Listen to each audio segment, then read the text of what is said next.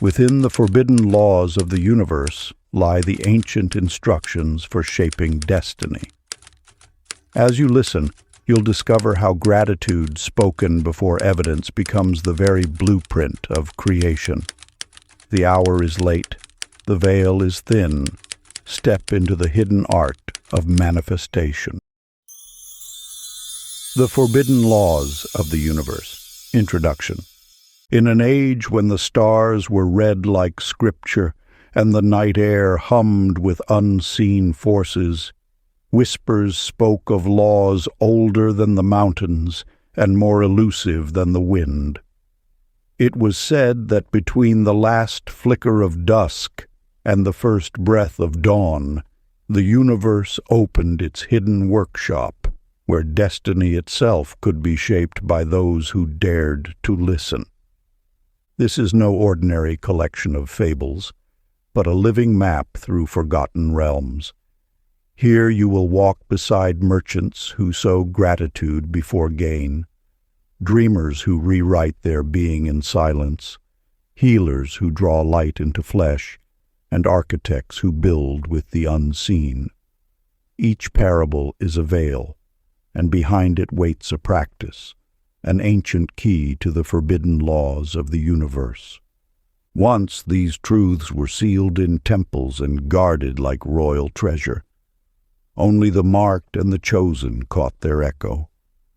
But the wisdom has slept long enough, like seeds hidden beneath centuries of snow, and now rises to meet the hearts ready to awaken. What follows is not myth but invitation, a teaching in the quiet art of creation. For the universe bows not to desperate pleas, but to the voice of one who claims their desire as already fulfilled. Step gently now. The hour is deep, the veil grows thin, and the long-hidden mysteries are ready to be heard. But before we begin, please hit the like button and let me know where in the world you're watching from today. It's always fascinating seeing who's joining us from around the world. Part 1. The Seeds of Creation. Chapter 1. The Merchant's Midnight Revelation. In the bustling markets of ancient Damascus, where spice-laden air carried whispers of destiny, merchant Christopher Martinez noticed something peculiar about his competitor's stall. Despite having identical wares, the rival merchant's shelves seemed touched by divine fortune. His saffron more vibrant, his silks more lustrous, his customers more abundant. Night after night, Christopher observed his competitor from the shadows of his own modest shop. The mystery deepened when he discovered the other merchant didn't haggle more skillfully or rise earlier. Instead, each midnight, the successful merchant would kneel before his empty stall, whispering gratitude to the stars for blessings not yet received. "Strange," Christopher muttered, "to thank the heavens for what hasn't happened." Yet his curiosity grew like moonflowers in darkness. One evening, as bronze lanterns cast dancing shadows through the marketplace, the rival merchant approached Christopher's stall. "I see you watching, brother," he smiled. "Would you like to know the secret of my prosperity?" "The midnight prayers?" Christopher asked hesitantly. "Not prayers exactly," the merchant replied, eyes twinkling. "Each night I speak to the universe as if my deepest desires have already manifested. Gratitude before abundance is like planting seeds before spring. The law of creation always works backward from completion to beginning." That night, Christopher began his own midnight ritual. "I thank you for the hundreds of customers who fill my stall," he whispered to the stars. "I am grateful for the abundance that flows through my hands to bless others." To his amazement, within days, his simple practice began reshaping reality itself. You see, dear reader, The universe responds not to what is, but to what you declare with certainty in your heart. Your gratitude, spoken in faith before manifestation, becomes the very blueprint reality uses to construct your tomorrow. Your practice. Tonight, before sleep, sit in silence and speak gratitude for your deepest desires, as if they have already manifested. Be specific. I am deeply thankful for. Name your desire as if present. My heart overflows with gratitude for. Detail the completion. I appreciate how the universe has brought me. Describe what you seek. Speak with the certainty of a merchant counting gold already in his coffers. Feel the emotional fulfillment of desires already granted. For in the space between midnight and dawn, when the veils between intention and manifestation grow thin, your grateful heart becomes the very lamp that illuminates your path to abundance. Remember, the richest merchants in the marketplace of life are those who master the art of thanksgiving before evidence. Your gratitude is the currency that purchases tomorrow's miracles. Chapter 2. The Temple Scribe's Sacred Discovery. In the shadow of towering alabaster columns, where sacred knowledge was guarded like precious gems, Temple scribe Jennifer Anderson spent her days meticulously copying ancient texts. Unlike other scribes who merely reproduced the surface meanings, Jennifer noticed subtle patterns hidden within the hieroglyphic arrangements, symbols that seemed to pulse with their own inner light.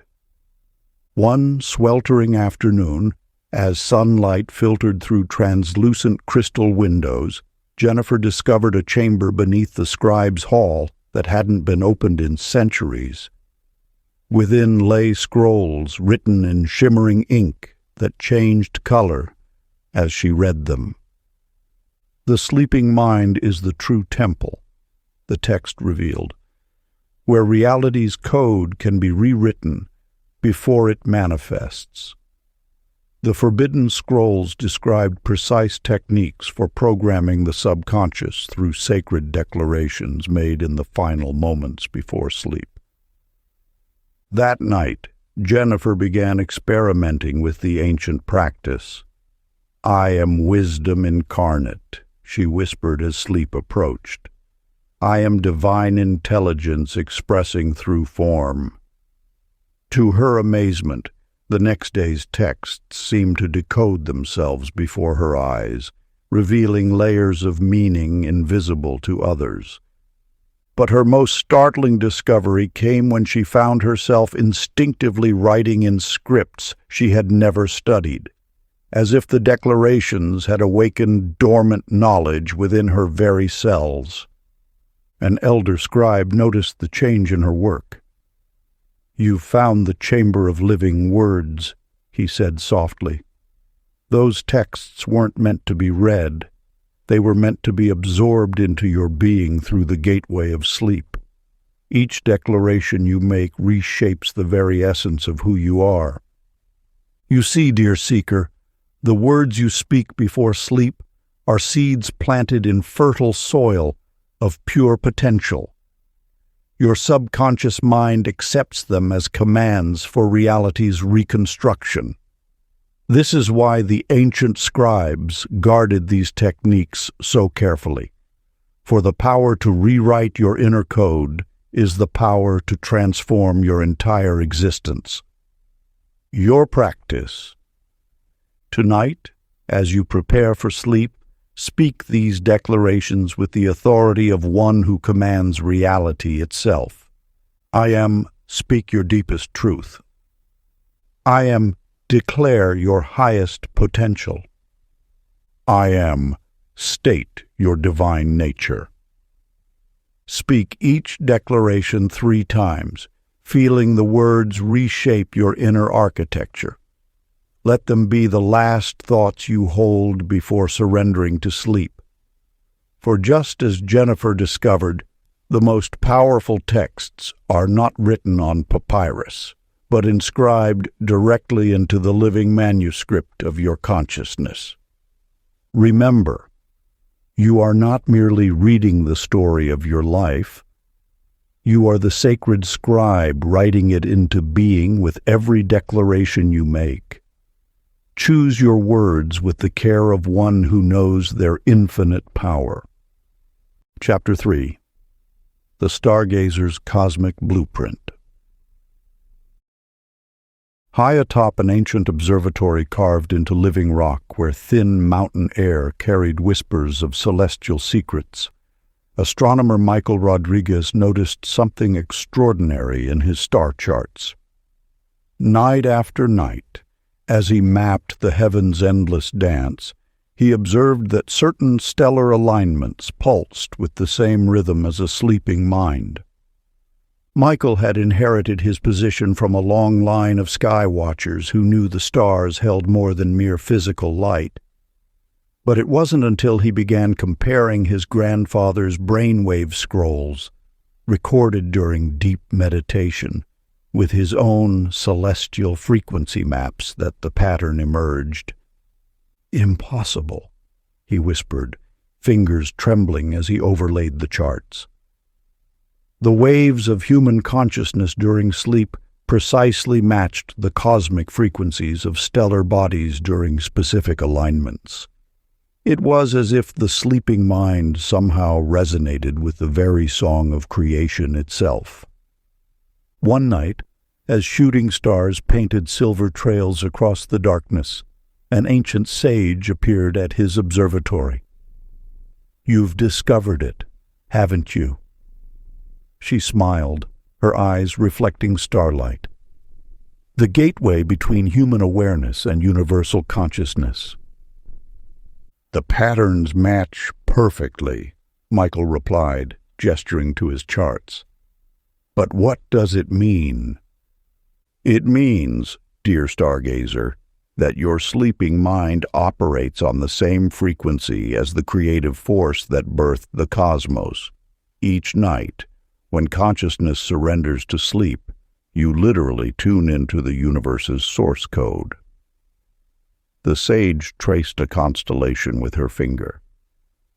"This is why the ancients built their observatories, not just to study stars, but to align human awareness with celestial rhythms. You see, truth seeker, your sleeping mind is not separate from the cosmic dance. It is an instrument perfectly tuned to receive and transmit universal frequencies. When you understand this, you can consciously align your awareness with these celestial patterns, downloading wisdom from the very stars themselves. Your practice. Tonight, before sleep, sit beneath the open sky, or imagine it clearly. Allow your breath to slow until it matches the steady pulse of starlight. Then speak these cosmic alignments. As above in the infinite heavens, so below in my sleeping mind. I align my consciousness with the frequency of creation. Through the gateway of sleep, I receive universal wisdom. Feel yourself becoming one with the vast cosmic dance. For just as Michael discovered, your sleeping mind is not limited by earthly boundaries. It resonates with the infinite symphony of creation itself. Remember, the stars are not distant points of light, but nodes in an infinite network of consciousness. Your sleeping mind is the telescope through which universal wisdom flows, revealing secrets written in the language of light itself. Chapter 4. The Weaver's Threading Miracle. In the misty highlands of ancient Persia, where mountain streams whispered secrets of creation, master weaver Sarah Sullivan discovered something extraordinary about her loom. While other weavers created beautiful but ordinary tapestries, Sarah's works seemed to pulse with living energy, as if each thread carried dreams into reality. Her fellow artisans whispered that her fingers must be blessed by divine spirits, but Sarah knew her secret lay not in her hands, but in her nightly ritual. Each evening before sleep, she would sit before her unfinished work and whisper to the waiting threads, telling them stories of what they would become. "Tomorrow you will dance with sunlight," she would murmur to silk strands destined for a royal tapestry. As she drifted to sleep, she would envision each thread shimmering with possibilities, weaving not just patterns, but portals to new realities. One moonlit night, as Sarah dozed beside her loom, an ancient weaver appeared in her dreams. Her silver hair flowed like liquid starlight as she worked at a cosmic loom that seemed to weave the very fabric of existence. "You've discovered the true art," the Ancient One smiled. "Reality itself is but threads of intention, woven in the loom of consciousness. Your thoughts before sleep are like golden shuttles, weaving tomorrow's circumstances into being." The next morning, Sarah noticed something remarkable. Not only did her tapestry reflect the exact patterns she had whispered to the threads, but her entire day unfolded like a perfectly woven design, each moment threading seamlessly into the next. "You see, dear one, your thoughts before sleep are like Sarah's silk threads, carrying the patterns of tomorrow's reality.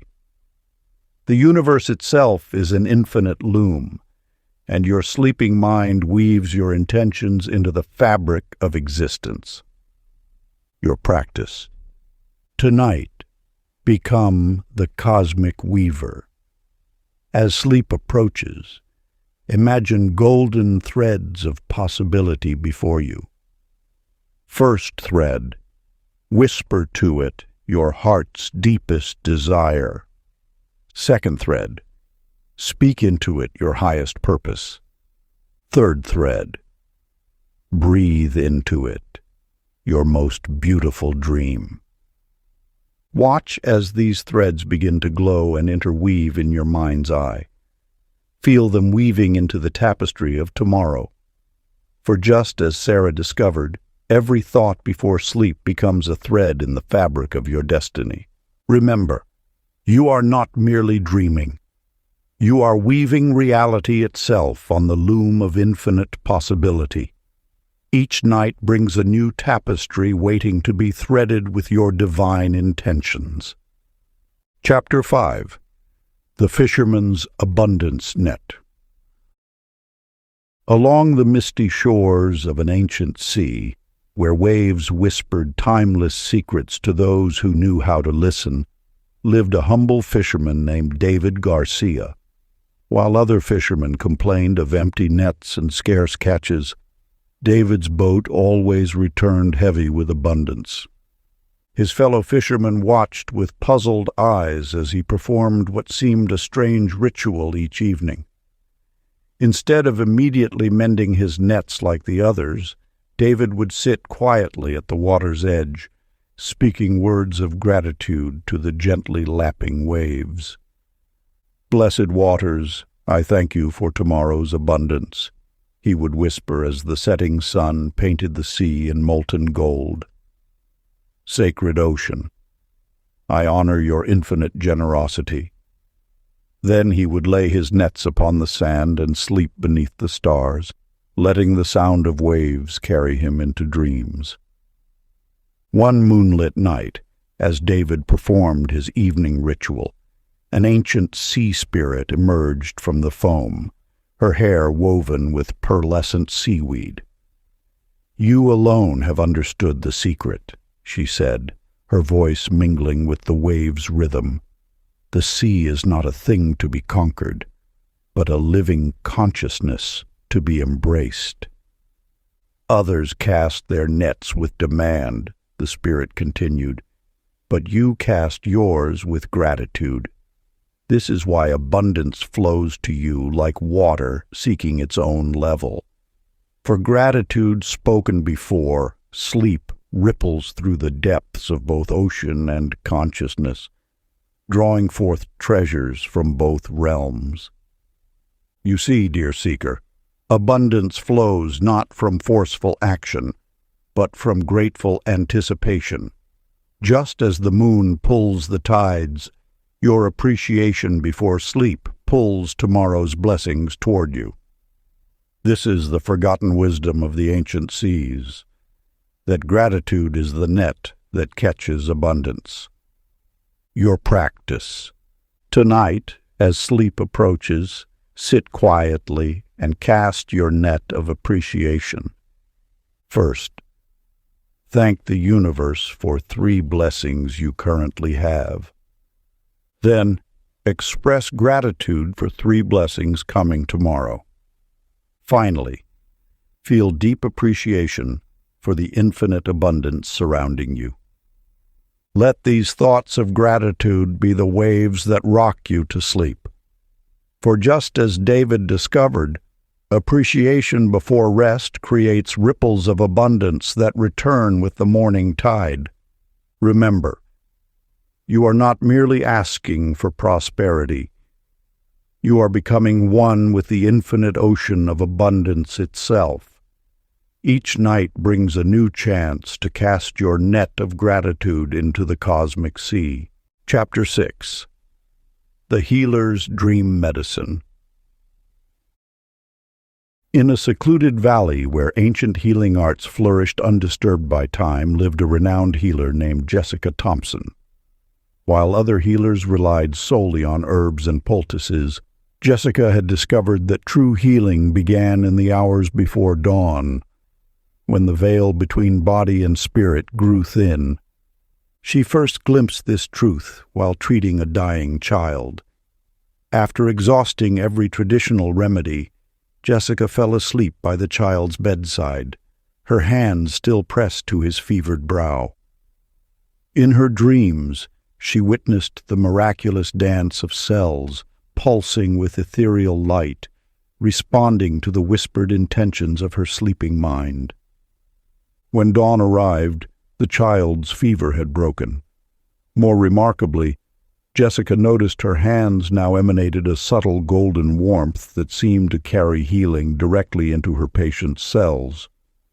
One night, as she prepared her healing chambers for sleep, a mysterious woman appeared, her form seeming to shimmer between physical and ethereal.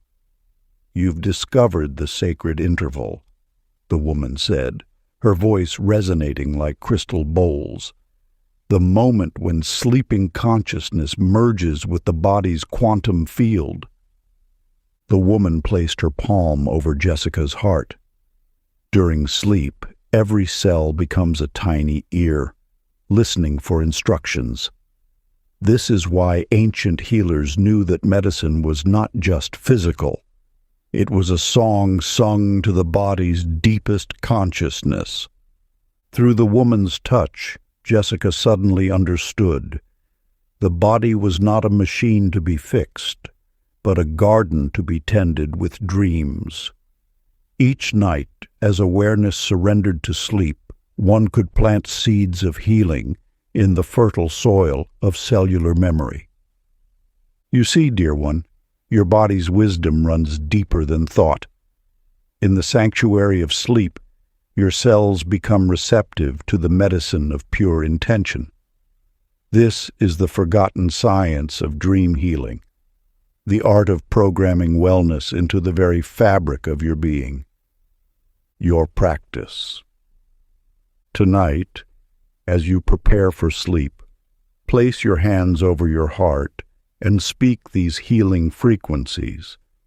Every cell in my body dances with divine light. My sleeping mind orchestrates perfect harmony. I am becoming pure, radiant wellness. Feel these words sinking into your cellular consciousness. For just as Jessica discovered, true healing flows from the dreams you plant in sleep's fertile garden. Remember, you are not merely resting. You are administering the most potent medicine of all, the elixir of transformed consciousness. Each night brings a new opportunity to heal at the quantum level of being itself.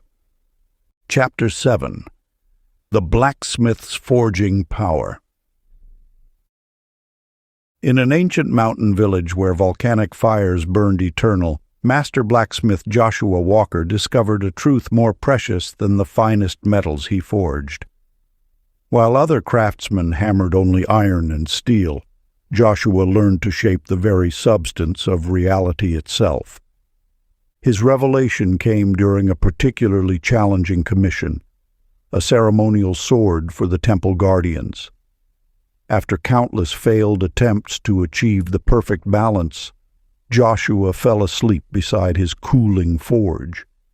That night, he dreamed of an obsidian anvil that pulsed with starlight, where reality itself could be heated, hammered, and reshaped like molten metal. As he worked this cosmic forge in his dreams, each strike of his hammer sent ripples through the fabric of existence. When he awoke, the sword design he had struggled with for weeks suddenly appeared in his mind with perfect clarity. But it wasn't until the visit of the forge master that Joshua truly understood. The Ancient One appeared as a towering figure whose skin shimmered like heated steel, his eyes glowing like twin crucibles. "The greatest forge burns not with earthly fire," the master said, touching Joshua's forehead, "but with the flame of sleeping consciousness. Just as metal becomes malleable when heated, reality itself grows fluid as awareness dims. This is why the moments before sleep are sacred to all who would reshape their destiny." Through the master's touch, Joshua witnessed reality's true nature, not solid and unchangeable, but as moldable as heated metal to those who understood the cosmic forge. Each night before sleep was like heating the universal element until it glowed with possibility, ready to be shaped by intentional dreams. You see, beloved Creator, your consciousness is the divine hammer, and your sleeping mind the sacred forge. Just as Joshua learned to shape metal with fire, you can learn to shape circumstances with focused intention before sleep. Your practice. Tonight, as you approach sleep's forge, perform this sacred metalwork. Heat the metal of your current reality with focused breath.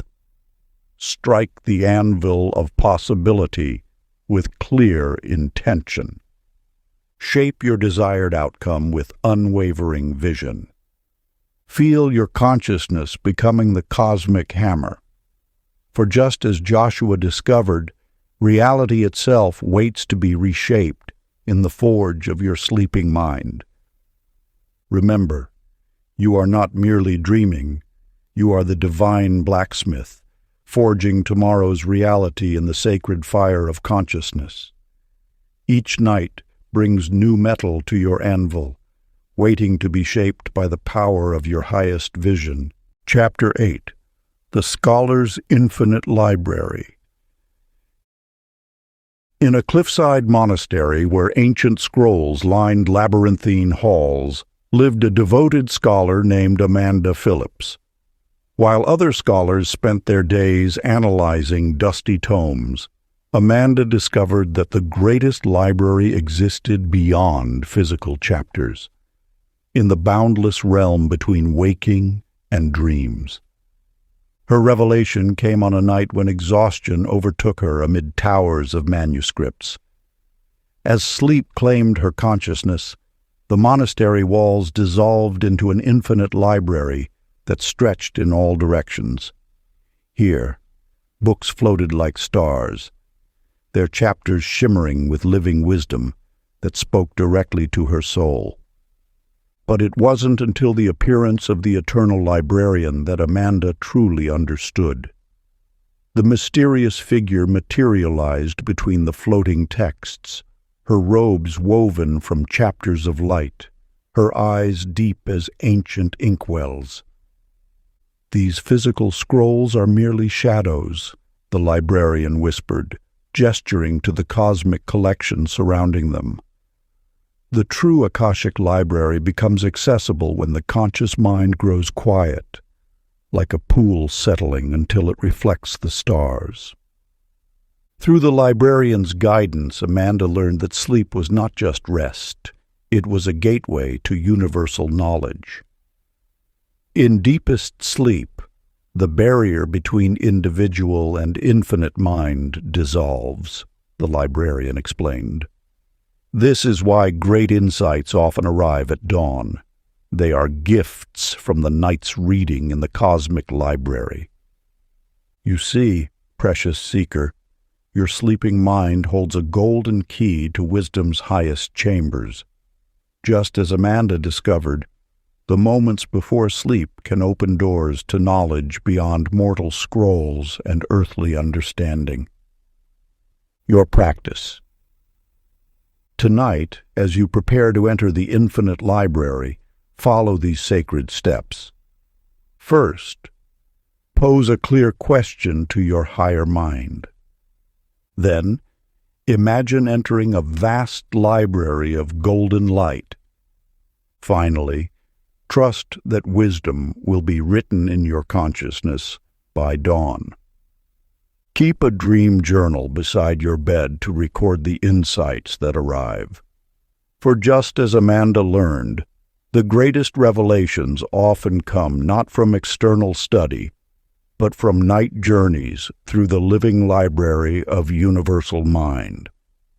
Remember, you are not merely sleeping. You are accessing the cosmic archives where all knowledge resides. Each night brings new volumes of wisdom, waiting to be discovered in the infinite library of consciousness itself. Hold faith that the answers you seek are already written in the eternal scrolls. Your task is simply to quiet the mind enough to read them. Chapter 9. The Trader's Golden Pathway. In a bustling crossroads where ancient trade routes wove like serpents through towering red cliffs, lived a merchant named Matthew Lopez. While other traders relied on conventional routes marked by stars and stone, Matthew discovered that the most profitable paths existed in a realm between sleeping and waking. His revelation came during a perilous journey when sandstorms forced his caravan to shelter in a hidden canyon. There, etched into crystalline walls, he found maps unlike any he'd seen, paths of shimmering light that seemed to shift and dance in the flickering lamplight. That night, as Matthew studied the mysterious markings, exhaustion overtook him. In his dreams, an ancient pathfinder appeared, her robe shimmering with threads of golden light that moved like flowing rivers. "The maps you seek are not written in sand or stone," she said, touching his forehead. "They are carved by intention into the fabric of possibility itself." Each night before sleep, traders of the ancient ways would trace their desired path with the golden thread of focused thought. Through her touch, Matthew witnessed how reality itself was laced with invisible pathways, like silk roads of pure potential. He saw how thoughts released in the final moments before sleep would travel these golden threads, preparing the way for tomorrow's journey. "You see," the Pathfinder explained, "the mind before sleep is like a caravan master preparing for dawn. The routes you trace in consciousness become the very paths your opportunities will follow when the sun rises." This revelation transformed Matthew's trading fortune. Each night he would visualize golden threads of intention weaving through the darkness, creating pathways to prosperous destinations. By dawn, circumstances would mysteriously align, guiding him to opportunities others never glimpsed.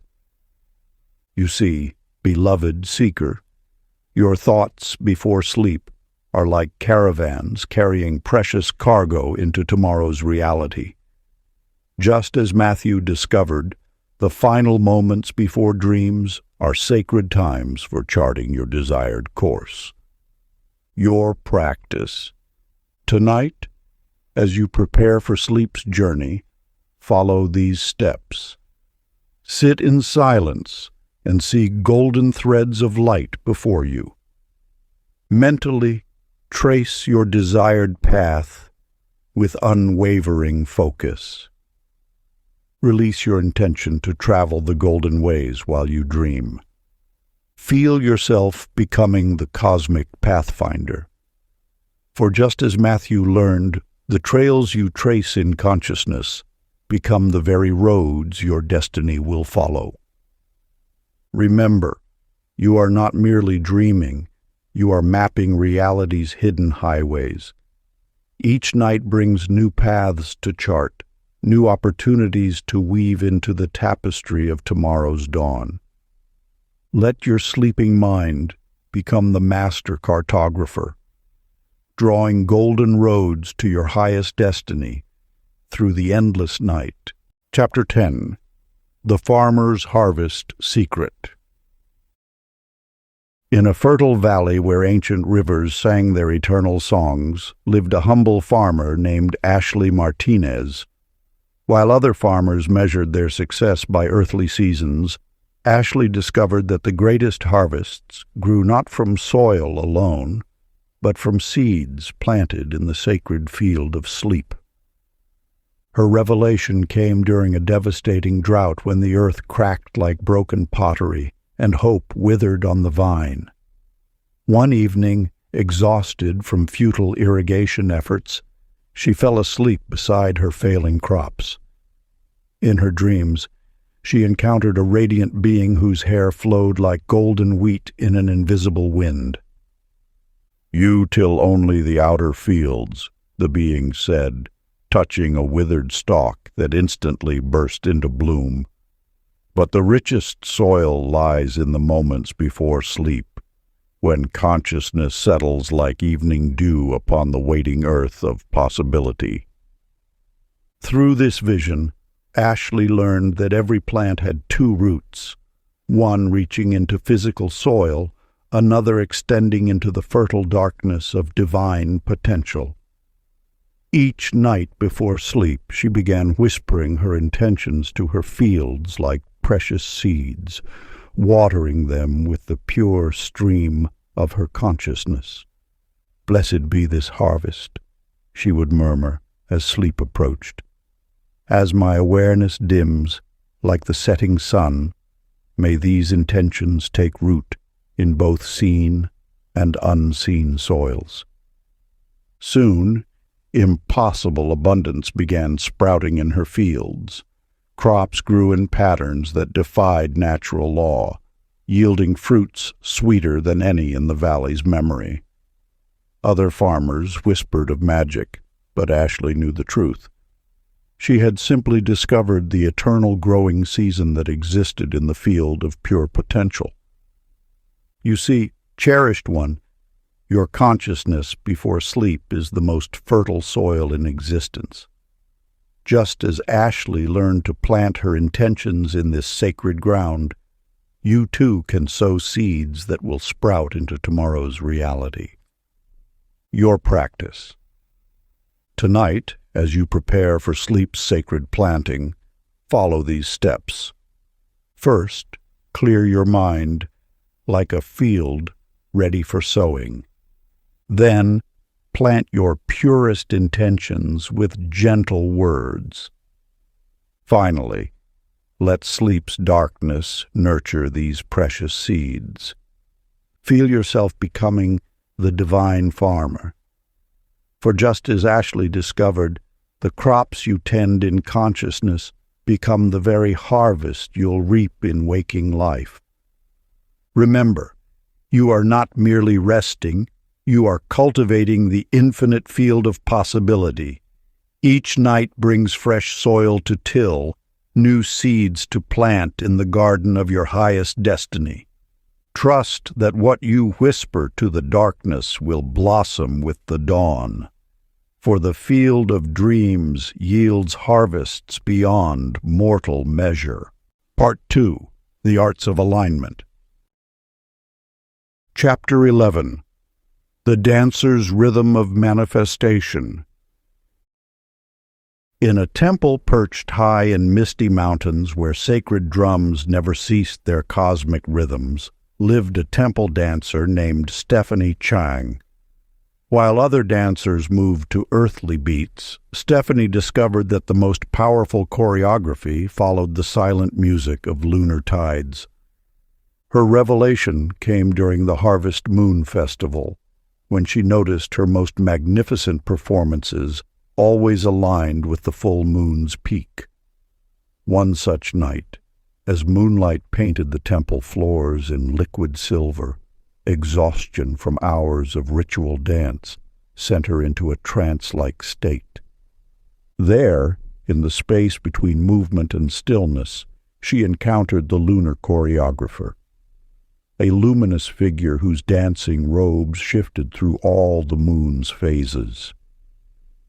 "Your physical dancing merely mirrors a greater dance," the figure whispered, demonstrating a flowing gesture that left trails of starlight in the air. Each night, the moon conducts an eternal ballet of manifestation. Those who learn to move with her rhythms can multiply their creative power by the tides themselves. Through this celestial mentor, Stephanie learned that sleep was not a pause in the dance, but its most powerful movement. Just as the moon pulled the tides of great oceans, it also conducted the ebb and flow of manifestation itself. The moments before sleep, the choreographer taught, are like the pause between musical phrases, pregnant with infinite potential. This is when the moon's manifestation power flows most strongly through human consciousness. Stephanie began choreographing her sleep to lunar rhythms. During new moons, she would plant intention seeds through gentle movement. As the moon waxed, her evening rituals would build in power. At full moon, she would dance her desires into blazing life before drifting into dreams infused with manifestation power. You see, precious one, your consciousness moves in rhythm with cosmic forces. Just as Stephanie learned to dance with lunar tides, you too can align your sleep patterns with these celestial powers. Your practice. Tonight, as you prepare for sleep's sacred dance, follow these steps. First, notice the current phase of the moon. Then, move gently in a way that expresses your heart's desire. Finally, let sleep carry your dancing dreams to the lunar tide. Feel yourself becoming the celestial dancer. For just as Stephanie discovered, the rhythms you follow in consciousness become the very music your reality dances to. Remember, you are not merely sleeping. You are performing in the cosmic ballet of creation. Each night brings new rhythms to master, new movements to weave into the choreography of manifestation itself. Trust that your dreams dance on moonbeams toward dawn. For those who move in harmony with celestial rhythms manifest with the power of cosmic tides themselves. Chapter 12. The Builder's Foundation. Formula. In an ancient city of white stone towers reaching toward heaven itself, lived a master builder named Robert Kim. While other builders focused solely on physical foundations, Robert discovered that the strongest structures were first assembled in the architecture of dreams. His revelation came while constructing a grand temple that kept inexplicably collapsing despite perfect mathematical calculations. Frustrated after yet another failure, he fell asleep among the scattered stones. In his dreams, he met a luminous architect whose blueprints were drawn with lines of pure light. "You build only in the realm of matter," the being said, tracing glowing geometries in the air. "But true foundations must first be laid in the dimension of pure potential, where reality's building blocks are formed." Through this ethereal mentor, Robert learned that the moments before sleep were like mortar still wet, capable of binding new realities into permanent form. Each night before rest, he began crafting detailed blueprints in his mind, laying foundations of intention in the cosmic construction site of consciousness. The physical world, the architect taught, is merely the outer facing of an inner temple. Each thought before sleep is a stone placed in foundations that span both seen and unseen dimensions. Robert developed a precise formula for reality construction. He would visualize his desired outcome as a completed structure, examine it from every angle in his mind's eye, then methodically build it from foundation to spire as sleep approached.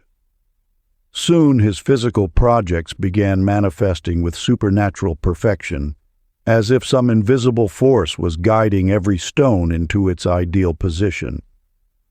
You see, Blessed One, your pre-sleep consciousness is the master builder's workshop.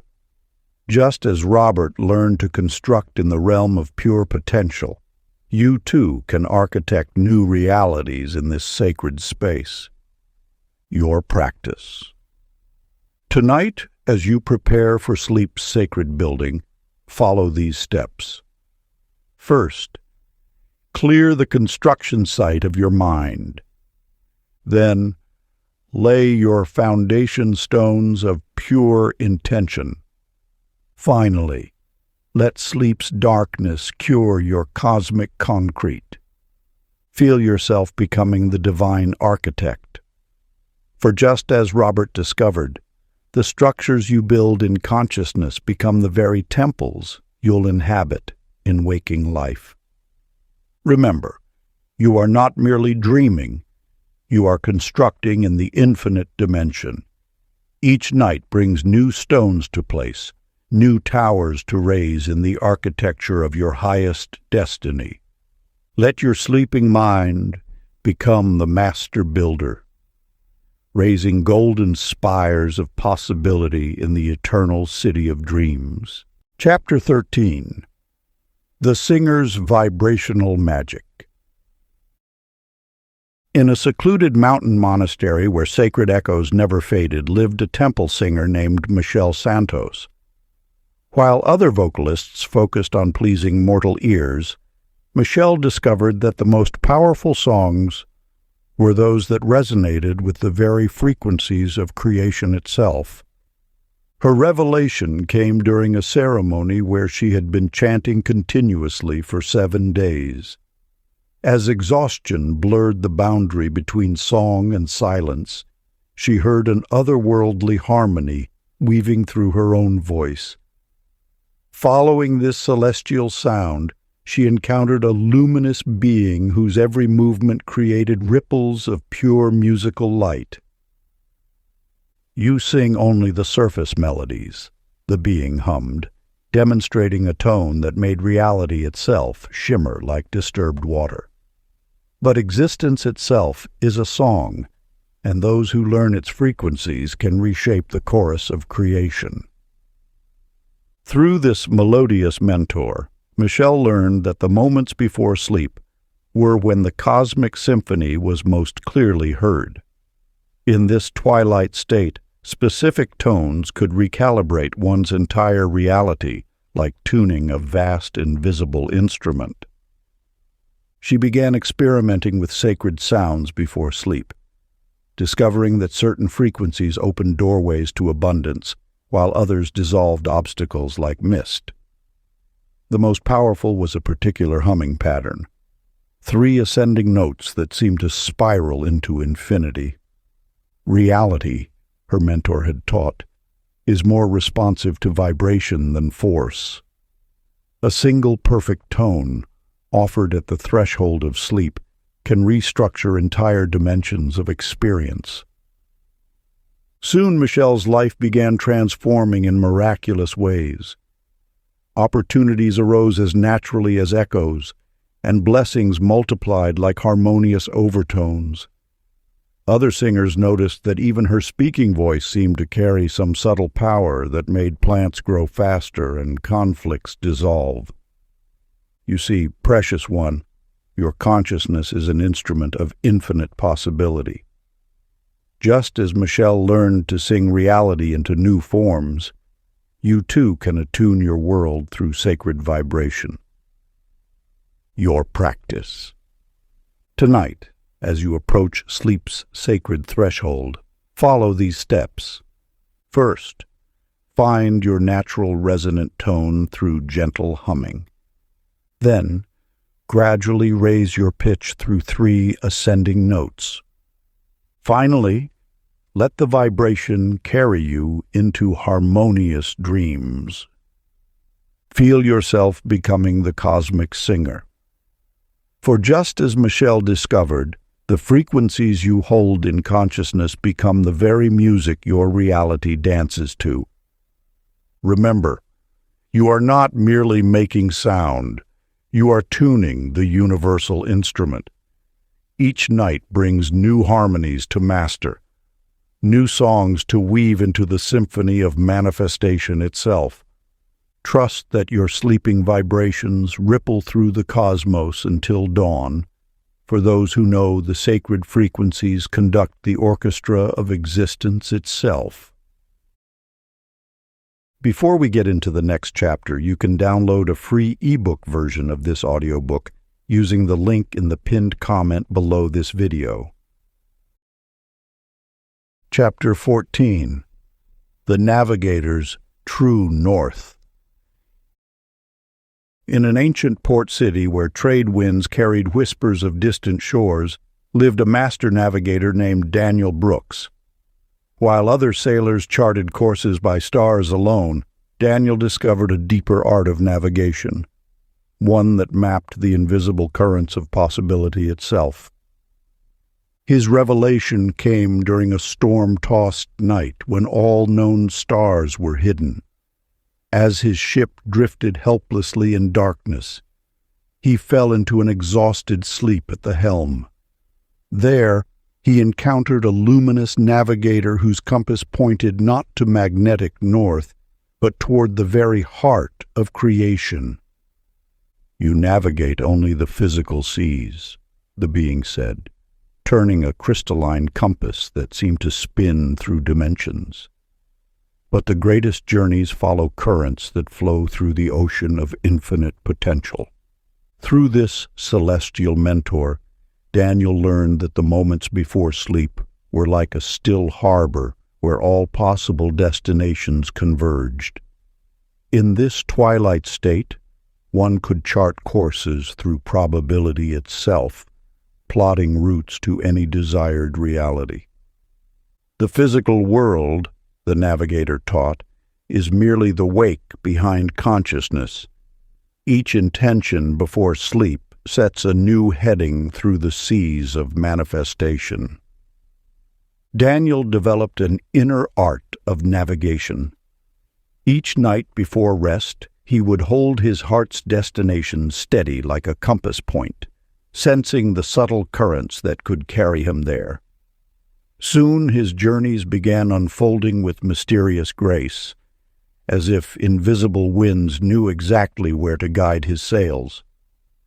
You see, beloved one, your pre-sleep consciousness is the navigator's wheel. Just as Daniel learned to steer through seas of pure potential, you too can chart courses through this sacred space. Your practice.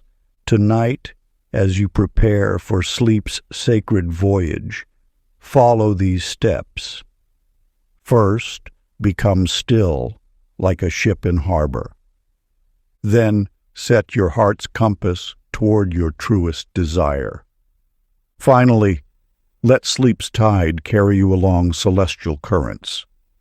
Feel yourself becoming the divine navigator.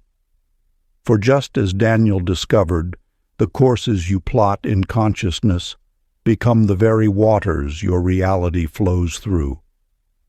Remember, you are not merely dreaming. You are charting paths through infinite seas. Each night brings new stars to guide by, new routes to discover in the eternal ocean of possibility.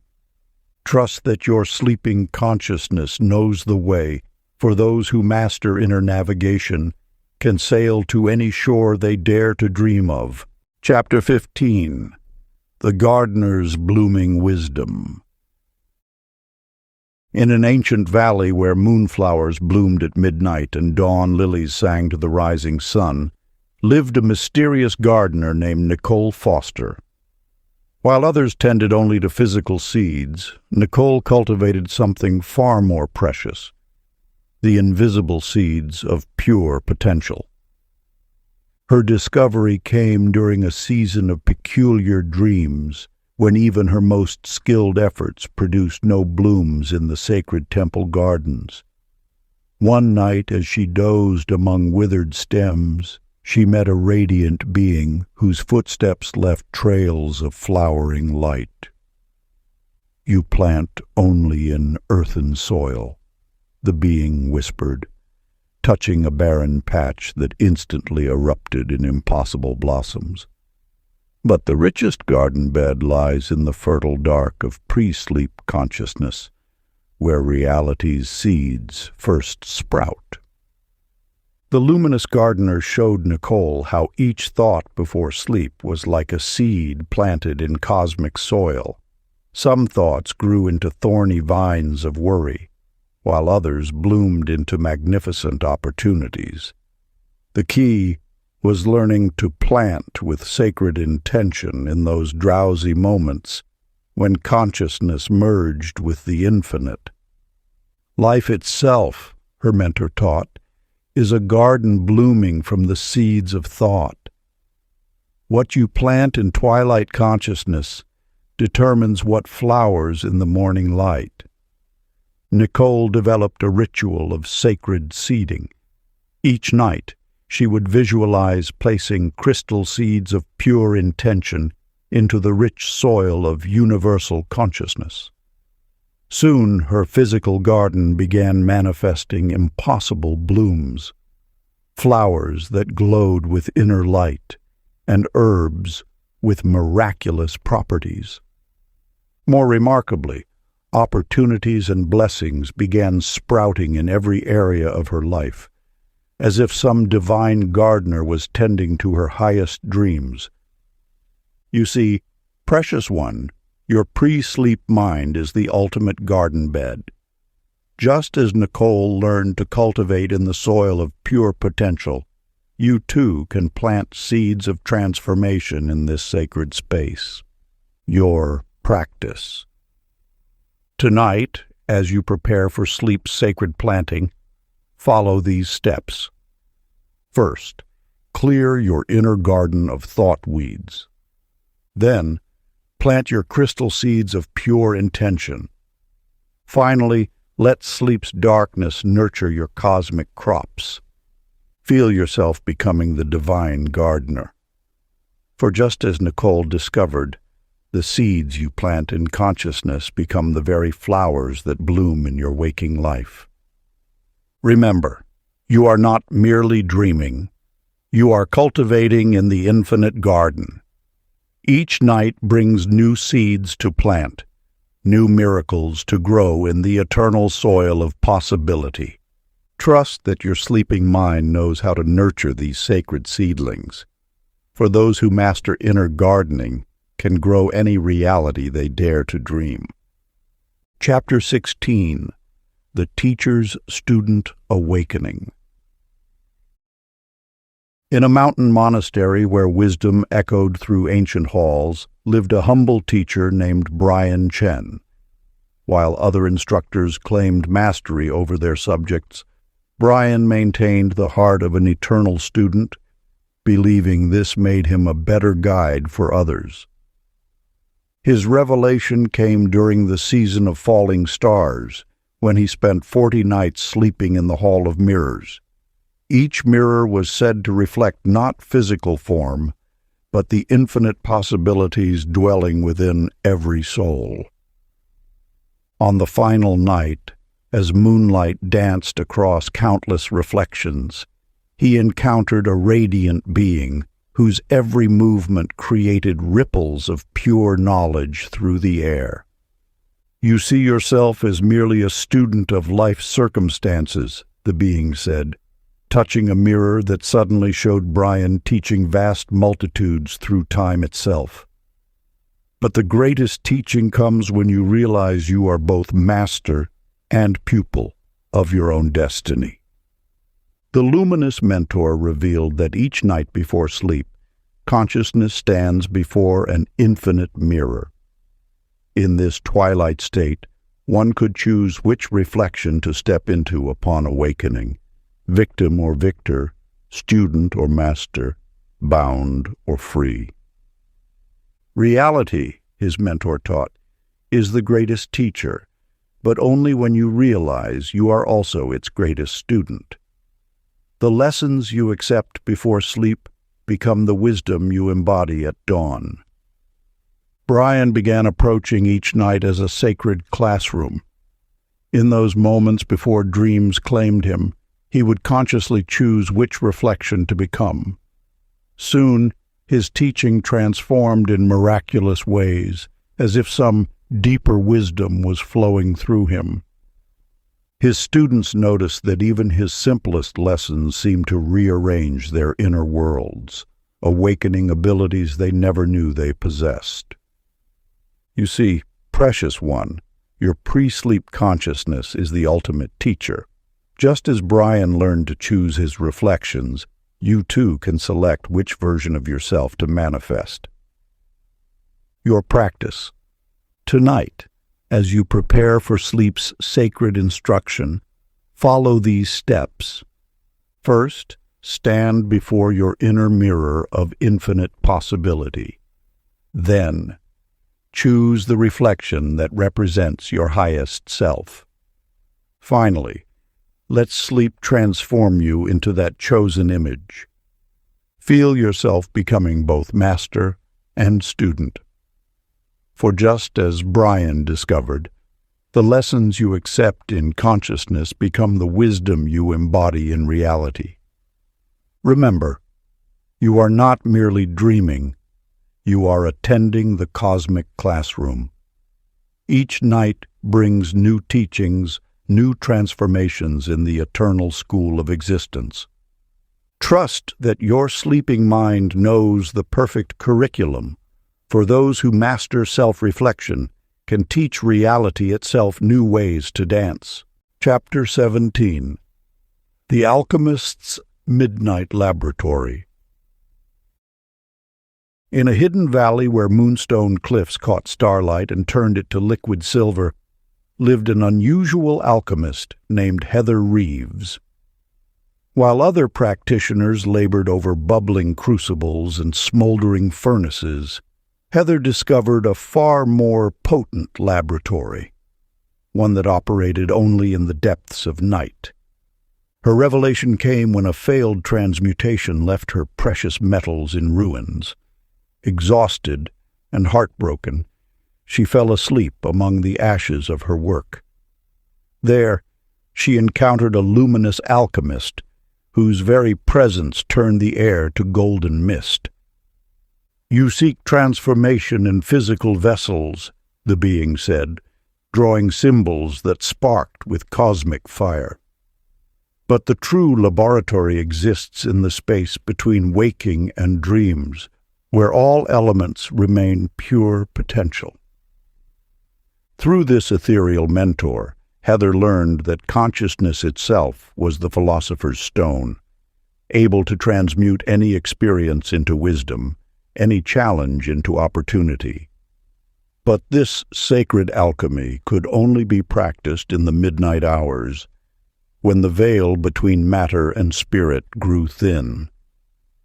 The physical world, her teacher revealed, is merely the final crystallization of midnight transmutations. Each intention before sleep becomes a formula for reality's reconstruction. Heather began treating her nightly rest as a cosmic laboratory.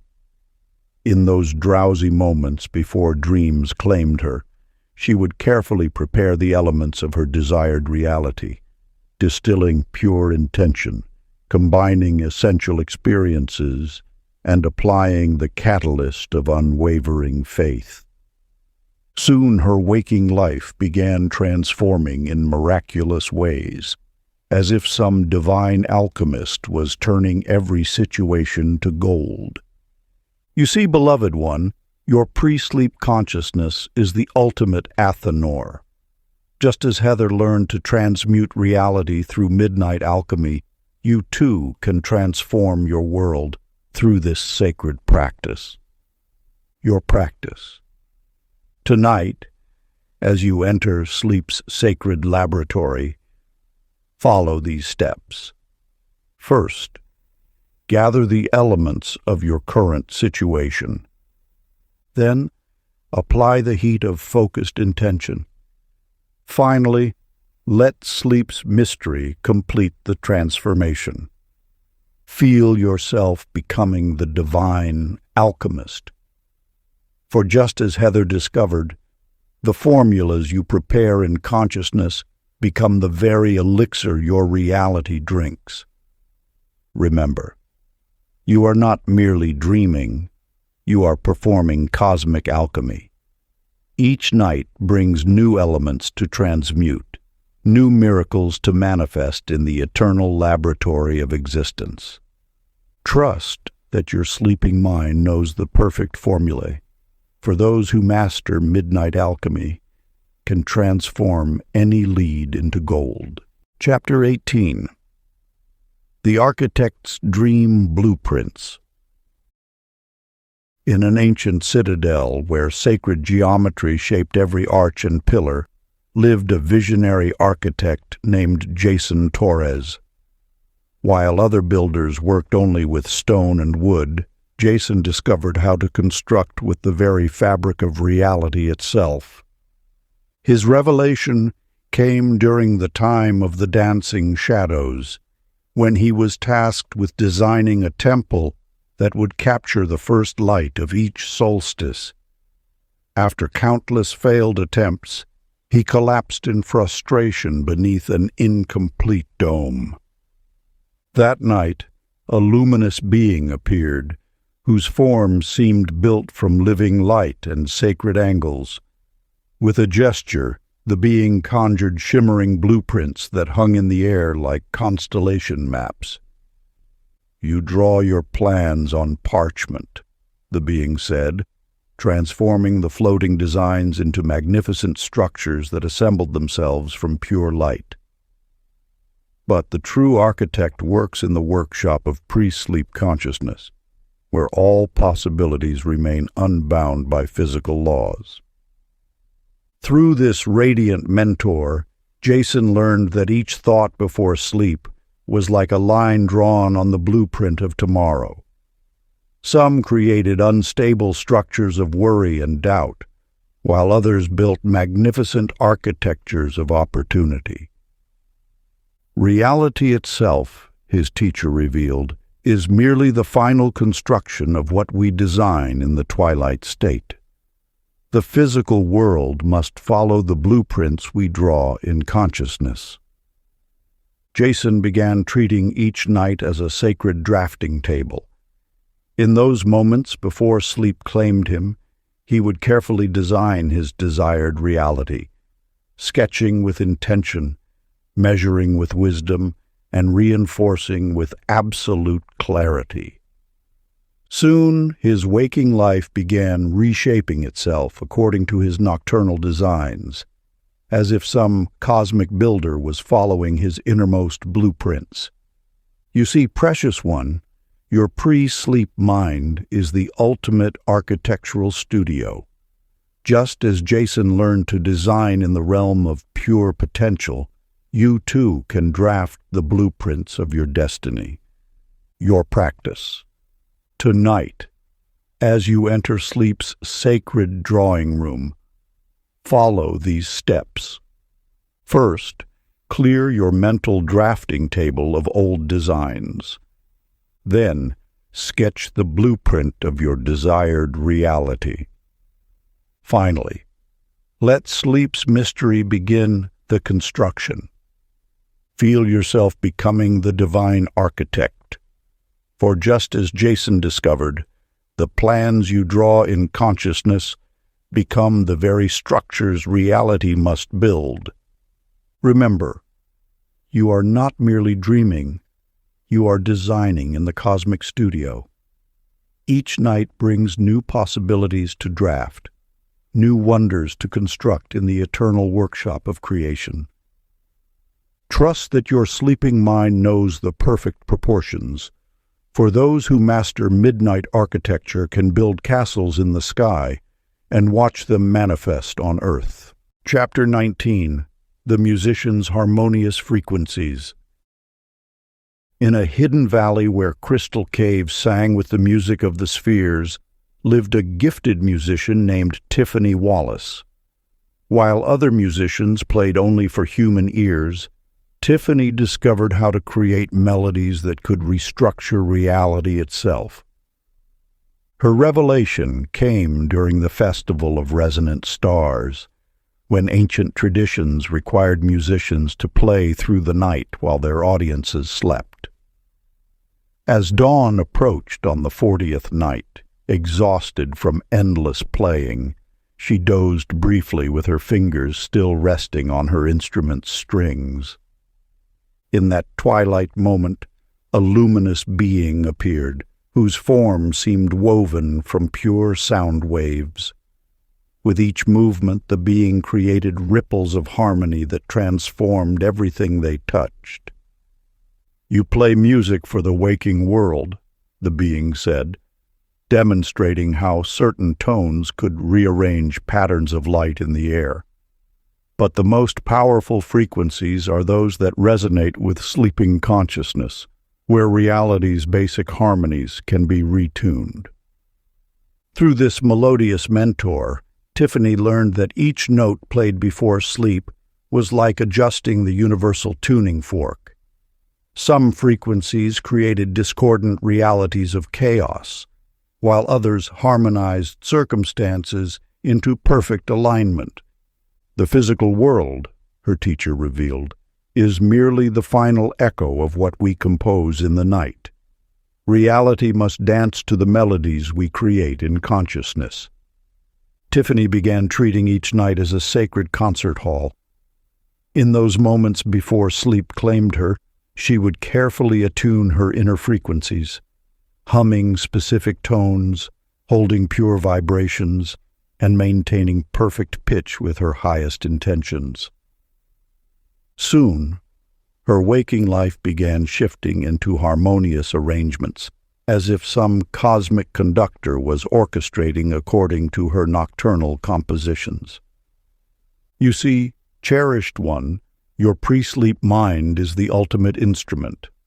Just as Tiffany learned to play the music of manifestation, you too can conduct the symphony of your destiny. Your practice. Tonight, as you enter sleep's sacred concert hall, follow these steps. First, clear your inner symphony of discordant thoughts. Then, hum the pure tone of your desired reality. Finally, let sleep's mystery complete the composition. Feel yourself becoming the divine musician. For just as Tiffany discovered, the frequencies you establish in consciousness become the very music reality must dance to. Remember, you are not merely dreaming, you are composing in the cosmic concert hall. Each night brings new harmonies to create, new symphonies to conduct in the eternal orchestra of existence. Trust that your sleeping mind knows the perfect pitch. For those who master midnight music, can tune the very strings of the universe itself. Chapter 20. The Explorer's Uncharted Territories.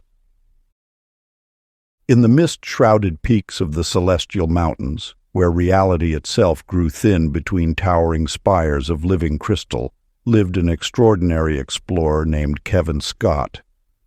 While other adventurers sought paths through physical terrain, Kevin discovered how to map the invisible landscapes of possibility itself. His revelation came during an impossible climb, when howling winds forced him to seek shelter in a cave that seemed to shift and breathe. Exhausted from fighting the elements, he drifted into an uneasy sleep beside walls that rippled like water. There he encountered a mysterious navigator whose form appeared to exist in multiple places simultaneously. "You seek new territories in the solid world," the being said, tracing paths of light through the air. "But the true frontiers lie in the realm between sleeping and waking, where all possibilities remain unmapped." Through this ethereal guide, Kevin learned that each adventure imagined before sleep became a real pathway in the waking world. Some explorers wandered aimlessly through dreams of limitation, while others charted courses to magnificent destinations. Physical reality, his teacher revealed, is merely the final manifestation of the territories we explore in consciousness. The paths you pioneer in sleep become the very roads reality must follow. Kevin began treating each night as a sacred expedition. In those moments before sleep claimed him, he would carefully chart his desired course, mapping opportunities, noting landmarks of possibility, and setting his inner compass toward his chosen destination.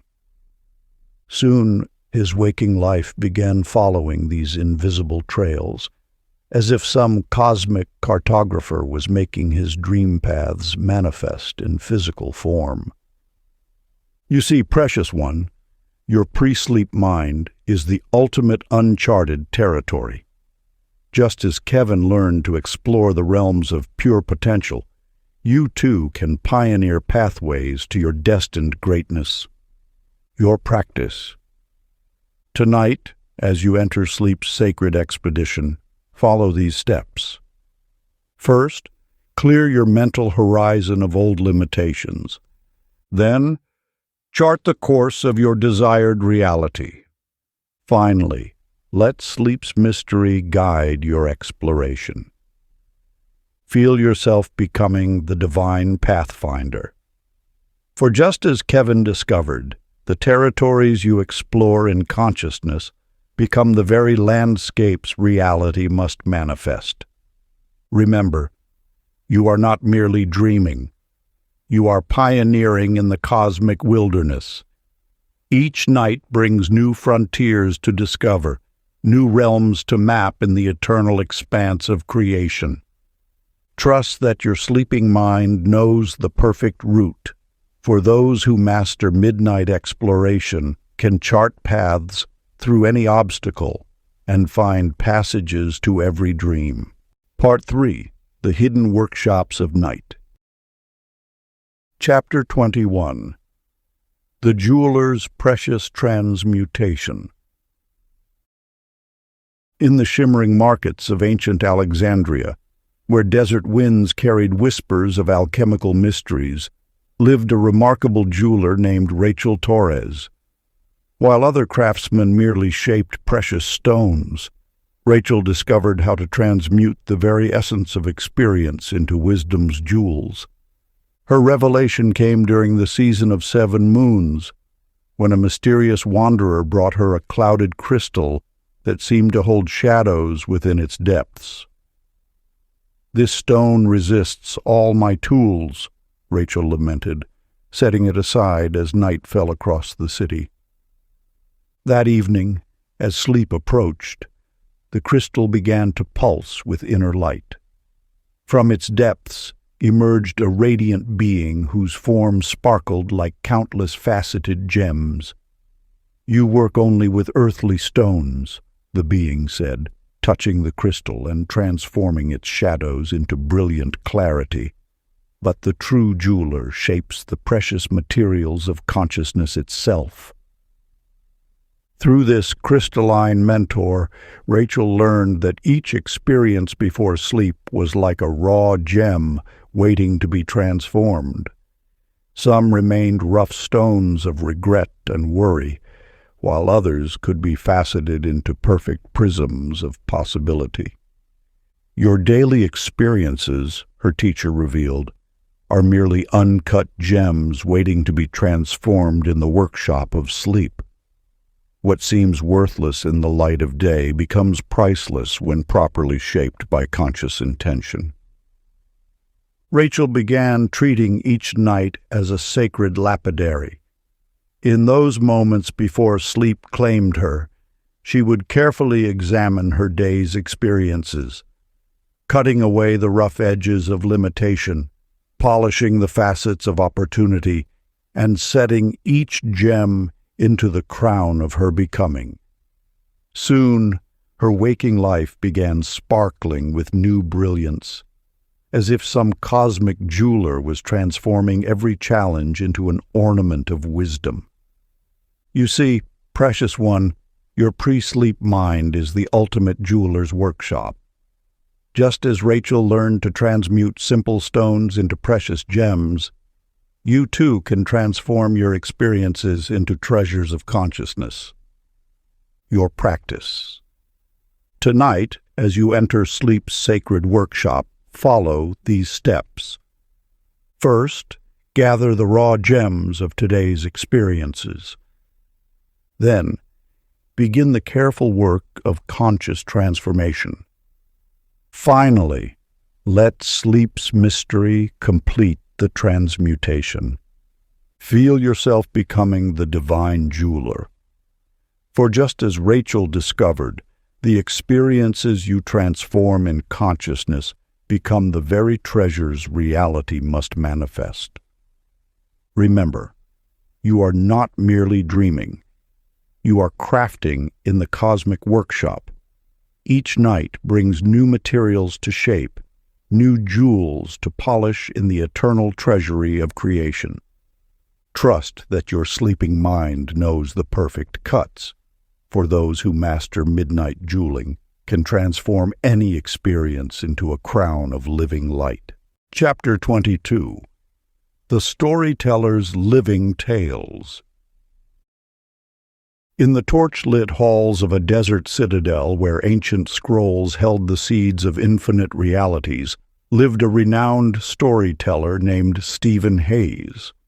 While other tale-weavers merely entertained, Stephen discovered the secret of stories that could reshape the fabric of existence itself. His revelation came during the midnight gathering of the 1,000 Tales, when storytellers competed to keep their audiences awake until dawn. As Stephen wove his final tale of the night, his own consciousness began to blur with that of his story's hero. In that liminal moment, a figure stepped from the shadows, not walking, but unfolding like living parchment taking human form. "You tell stories to the waking mind," the being said, its form shifting between characters as it spoke. "But the tales whispered to sleeping consciousness become the very narrative reality must follow." Through this shape-shifting mentor, Stephen learned that each story held before sleep was like planting a seed in the cosmic library. Some tales grew into thorny thickets of limitation, while others bloomed into gardens of infinite possibility. The physical world, his teacher revealed, is merely the final chapter of what we compose in the night. Reality has no choice but to conform to the stories we author in consciousness. Stephen began treating each night as a sacred writing chamber. In those moments before sleep claimed him, he would carefully craft his narrative, choosing powerful metaphors, weaving threads of intention, and ensuring his story's hero achieved the very destiny he desired for himself.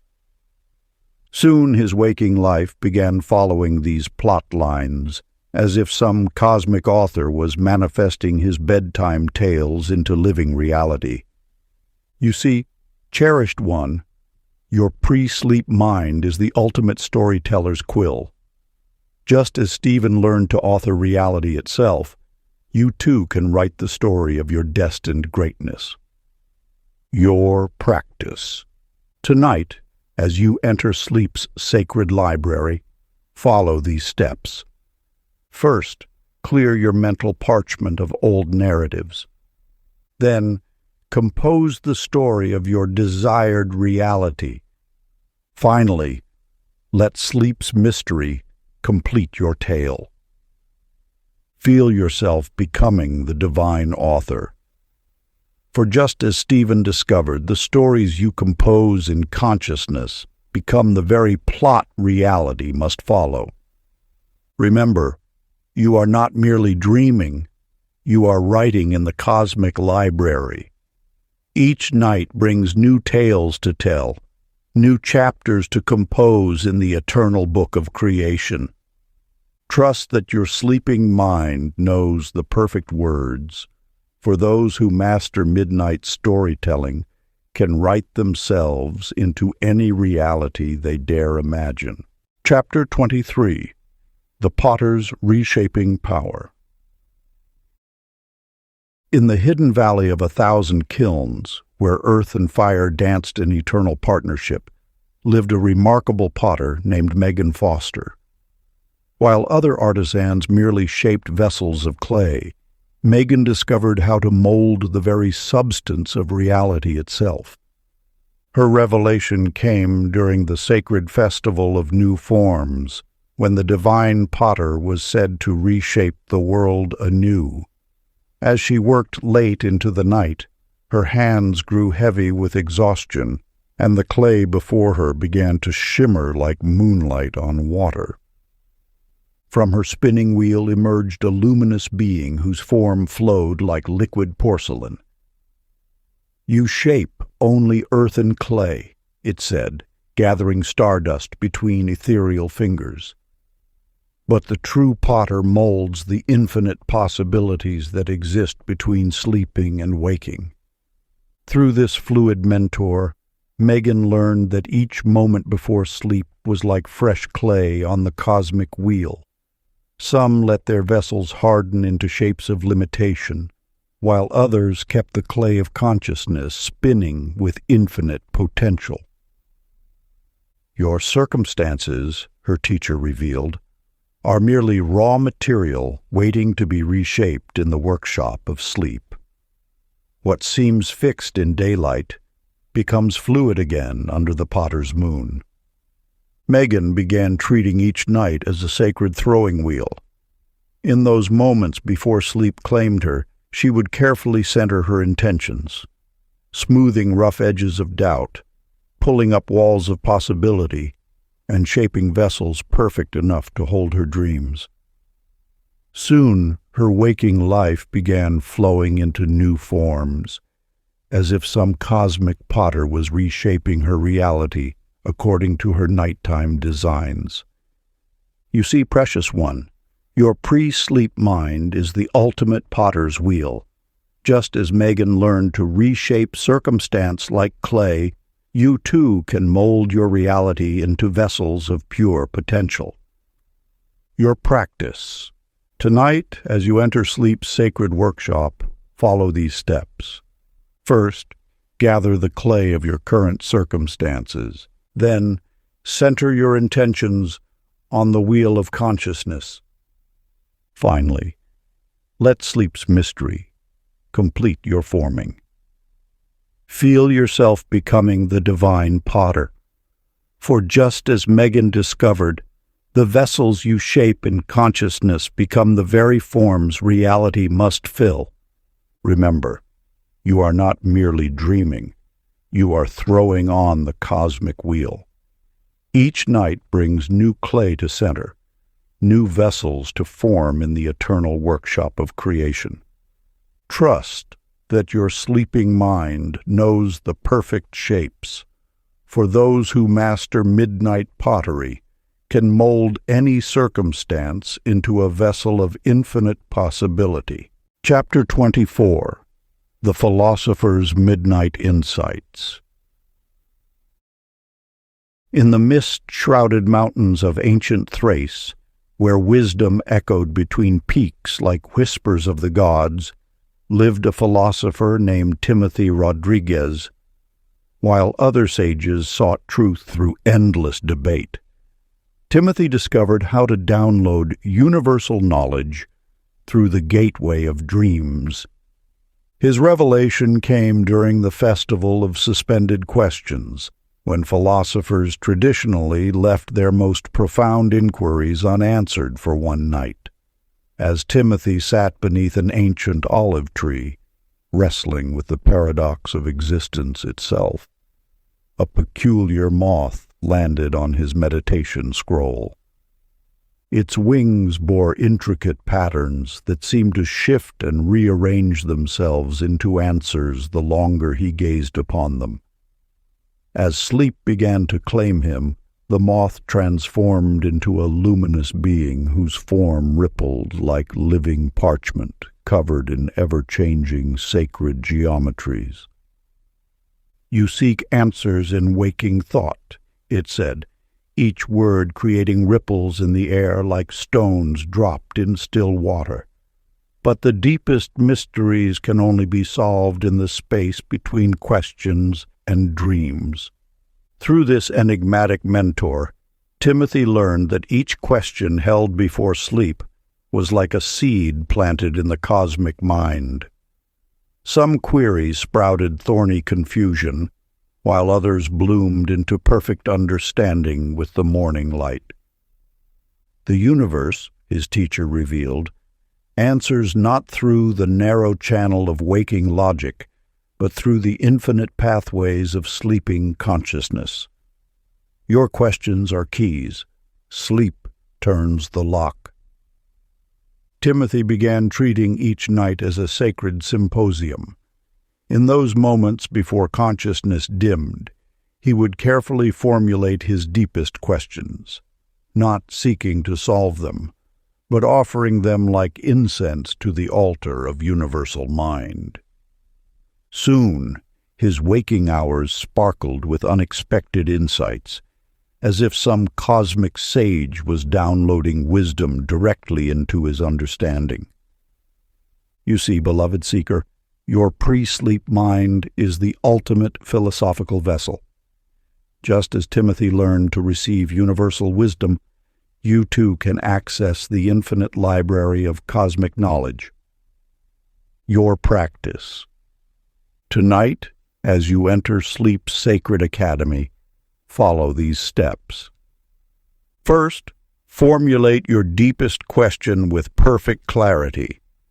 Then, release all effort to solve it with your conscious mind. Finally, let sleep's mystery reveal what your soul already knows. Feel yourself becoming the divine student. For just as Timothy discovered, the questions you plant in consciousness bloom into answers reality must reveal. Remember, you are not merely dreaming. You are attending the cosmic symposium. Each night brings new mysteries to contemplate, new wisdom to download from the eternal source of all knowing. Trust that your sleeping mind knows the perfect answers. For those who master midnight philosophy can understand any mystery the universe holds within its infinite heart. Chapter 25. The Artist's Canvas of Dreams. In the shimmering oasis city of Heliopolis, where desert light painted reality in ever-shifting hues, lived an artist named Amy Bennett. While other painters captured scenes on papyrus and clay, Amy discovered how to paint directly on the canvas of creation itself. Her revelation came during the Festival of Eternal Colors, when artists gathered to capture the mythical moment when day transformed into night. As Amy mixed her pigments beneath the twilight sky, her colors began to move of their own accord, swirling like living light across her palette. From these dancing pigments emerged a radiant being whose form shifted through every shade of existence. "You paint with earthly colors," it said, drawing patterns in the air with threads of pure light. "But the true artist works in the studio of sleeping consciousness, where all of reality is blank canvas awaiting your brush." Through this chromatic mentor, Amy learned that each moment before sleep was like a fresh canvas stretched across the cosmic easel. Some filled their nights with dull sketches of limitation, while others painted bold masterpieces of infinite possibility. "Your waking world," her teacher revealed, "is merely the final exhibition of what you compose in the night gallery. Reality has no choice but to display what the sleeping artist creates." Amy began treating each night as a sacred studio. In those moments before sleep claimed her, she would carefully prepare her palette of intentions, mixing the perfect hues of possibility, layering transparent wishes over opaque determination, and adding highlights of pure potential to every stroke. Soon her waking life began reflecting these nighttime compositions, as if some cosmic curator was hanging her dream paintings in the gallery of physical reality. "You see, Blessed One, your pre-sleep mind is the ultimate artist's brush. Just as Amy learned to paint reality itself, you too can create masterpieces of manifestation on consciousness's canvas. Your practice. Tonight, as you enter sleep's sacred studio, follow these steps. First, clean your canvas of old images and doubt. Then, mix your palette with pure colors of intention. Finally, let sleep's mystery complete your masterpiece. Feel yourself becoming the divine artist. For just as Amy discovered, the visions you paint in consciousness become the very scenes reality must display. Remember, you are not merely dreaming, you are creating in the cosmic studio. Each night brings new colors to blend, new realities to paint into existence. Trust that your sleeping mind knows the perfect strokes, for those who master midnight artistry can paint themselves into any reality they dare envision. Chapter 26. The Hunter's Invisible Prey. In the primordial forests of ancient Thule, where shadow and light played eternal games of hide-and-seek, lived a hunter named Mark Sullivan. While others tracked visible prey through the underbrush, Mark discovered how to hunt the ethereal quarry that determined all abundance.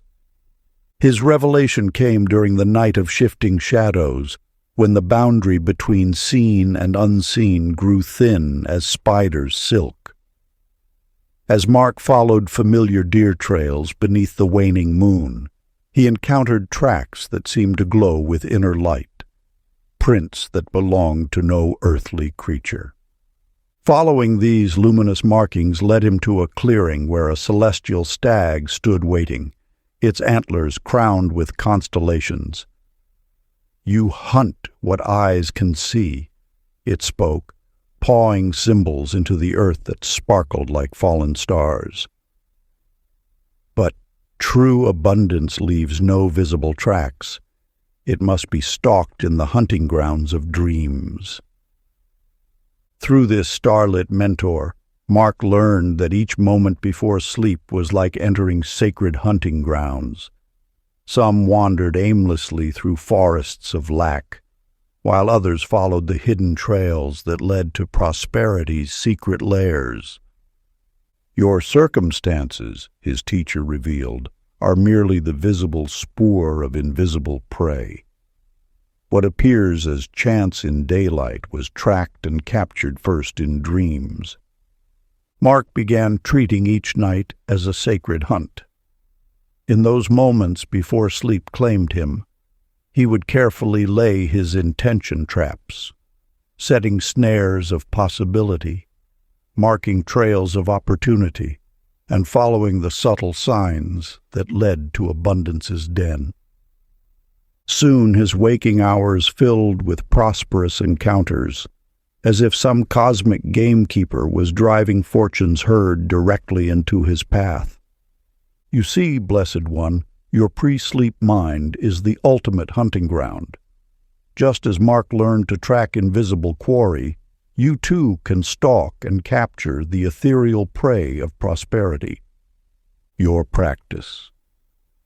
Tonight, as you enter sleep's sacred forest, follow these steps. First, identify the abundance you seek to track. Then, lay your traps of intention in consciousness's clearing. Finally, let sleep's mystery complete the hunt. Feel yourself becoming the divine hunter. For just as Mark discovered, the prey you track in consciousness becomes the very abundance reality must manifest. Remember, you are not merely dreaming, you are hunting in the cosmic wild. Each night brings new trails to follow, new prosperity to capture in the eternal forest of creation. Trust that your sleeping mind knows the perfect path. For those who master midnight hunting can track any blessing through the infinite territories of possibility. Chapter 27. The Baker's Rising Miracles. In the ancient city of where the aroma of fresh-baked bread drifted through narrow streets like prayers to heaven, lived a master baker named Christina Park, while other bakers worked only with flour and water. Christina discovered how to knead miracles into existence through the sacred art of nocturnal baking. Her revelation came during the Festival of Rising Dreams, when all bakers traditionally left their dough to proof overnight beneath the blessing of stars. As Christina prepared her final loaf, she noticed the dough beginning to pulse with a golden light that matched her own heartbeat. From this luminous leaven emerged a radiant being whose form rippled like wheat in a celestial wind. "You work only with earthly ingredients," it said, drawing symbols in scattered flour that glowed like embers.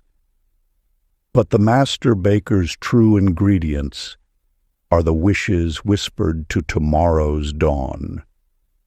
Through this mystical mentor, Christina learned that each moment before sleep was like preparing sacred dough. Some filled their nights with stale thoughts that fell flat by morning, while others folded infinite possibilities into dreams that rose beyond imagination. "Your waking world," her teacher revealed, "is merely the final baking of what you prepare in night's kitchen. Reality has no choice but to manifest what the sleeping baker kneads into existence." Christina began treating each night as a divine bakery. In those quiet moments before sleep claimed her, she would carefully measure her intentions like precious spices, fold her desires into the cosmic dough, and let the warmth of possibility proof her dreams to perfection. Soon her waking hours became filled with miraculous manifestations, as if some celestial oven was baking her nighttime preparations into physical form. You see, Blessed One, your pre-sleep mind is the ultimate baker's kitchen. Just as Christina learned to bake reality itself, you too can prepare feasts of manifestation in consciousness's sacred hearth. Your practice. Tonight, as you enter sleep's sacred bakery, follow these steps. First, gather your purest intentions like finest flour. Then, knead your desires with the water of faith. Finally, let sleep's mystery bake your miracle. Feel yourself becoming the divine baker. For just as Christina discovered, the loaves you prepare in consciousness become the very abundance reality must serve. Remember, you are not merely dreaming, you are baking in the cosmic kitchen. Each night brings new recipes to try, new miracles to rise in the infinite ovens of creation. Trust that your sleeping mind knows the perfect ingredients. For those who master midnight baking can manifest any blessing their hearts dare to prepare. Chapter 28. The Librarian's Forbidden Volumes. In the sacred city of Alexandria, where wisdom whispered from countless scrolls like leaves rustling in an eternal wind, lived a peculiar librarian named Jeremy Foster. While other keepers merely catalogued physical texts, Jeremy discovered how to access the cosmic library where all possible destinies were written. His revelation came during the hour of shifting words, when the boundaries between written and unwritten realities grew fluid as ink. As Jeremy organized ancient texts in the deepest chamber of the library, he noticed certain scrolls whose letters seemed to rearrange themselves beneath his gaze. These dancing characters led him to a hidden archival room where books floated in mid-air, their chapters turning by invisible hands. There he met an ethereal keeper of records whose form was composed entirely of living text. "You organize mere shadows of knowledge," it said, words flowing from its form like water. "But the true librarian works in the infinite archive of sleeping consciousness, where all possible stories await their narrator." Through this literary mentor, Jeremy learned that each moment before sleep was like entering the cosmic library's restricted section.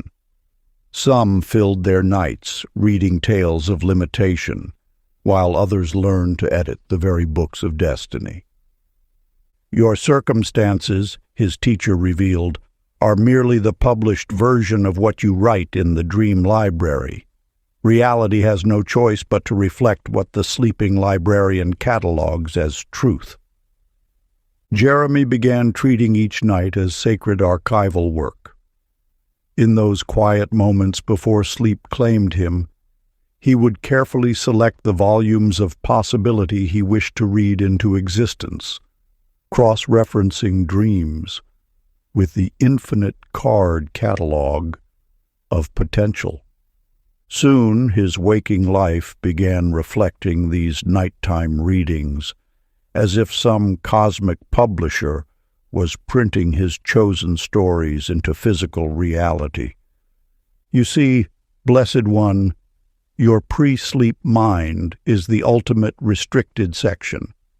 Just as Jeremy learned to access forbidden knowledge, you too can check out any reality from the infinite library of consciousness.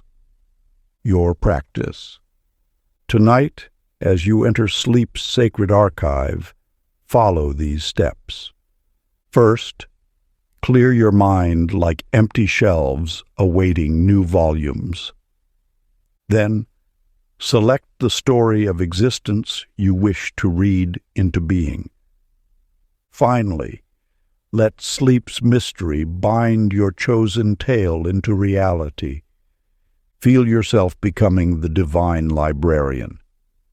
For just as Jeremy discovered, the volumes you select in consciousness become the very story reality must tell.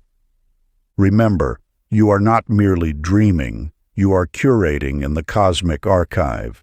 Each night brings new texts to discover, new destinies to catalog in the infinite library of creation. Trust that your sleeping mind knows the perfect selection.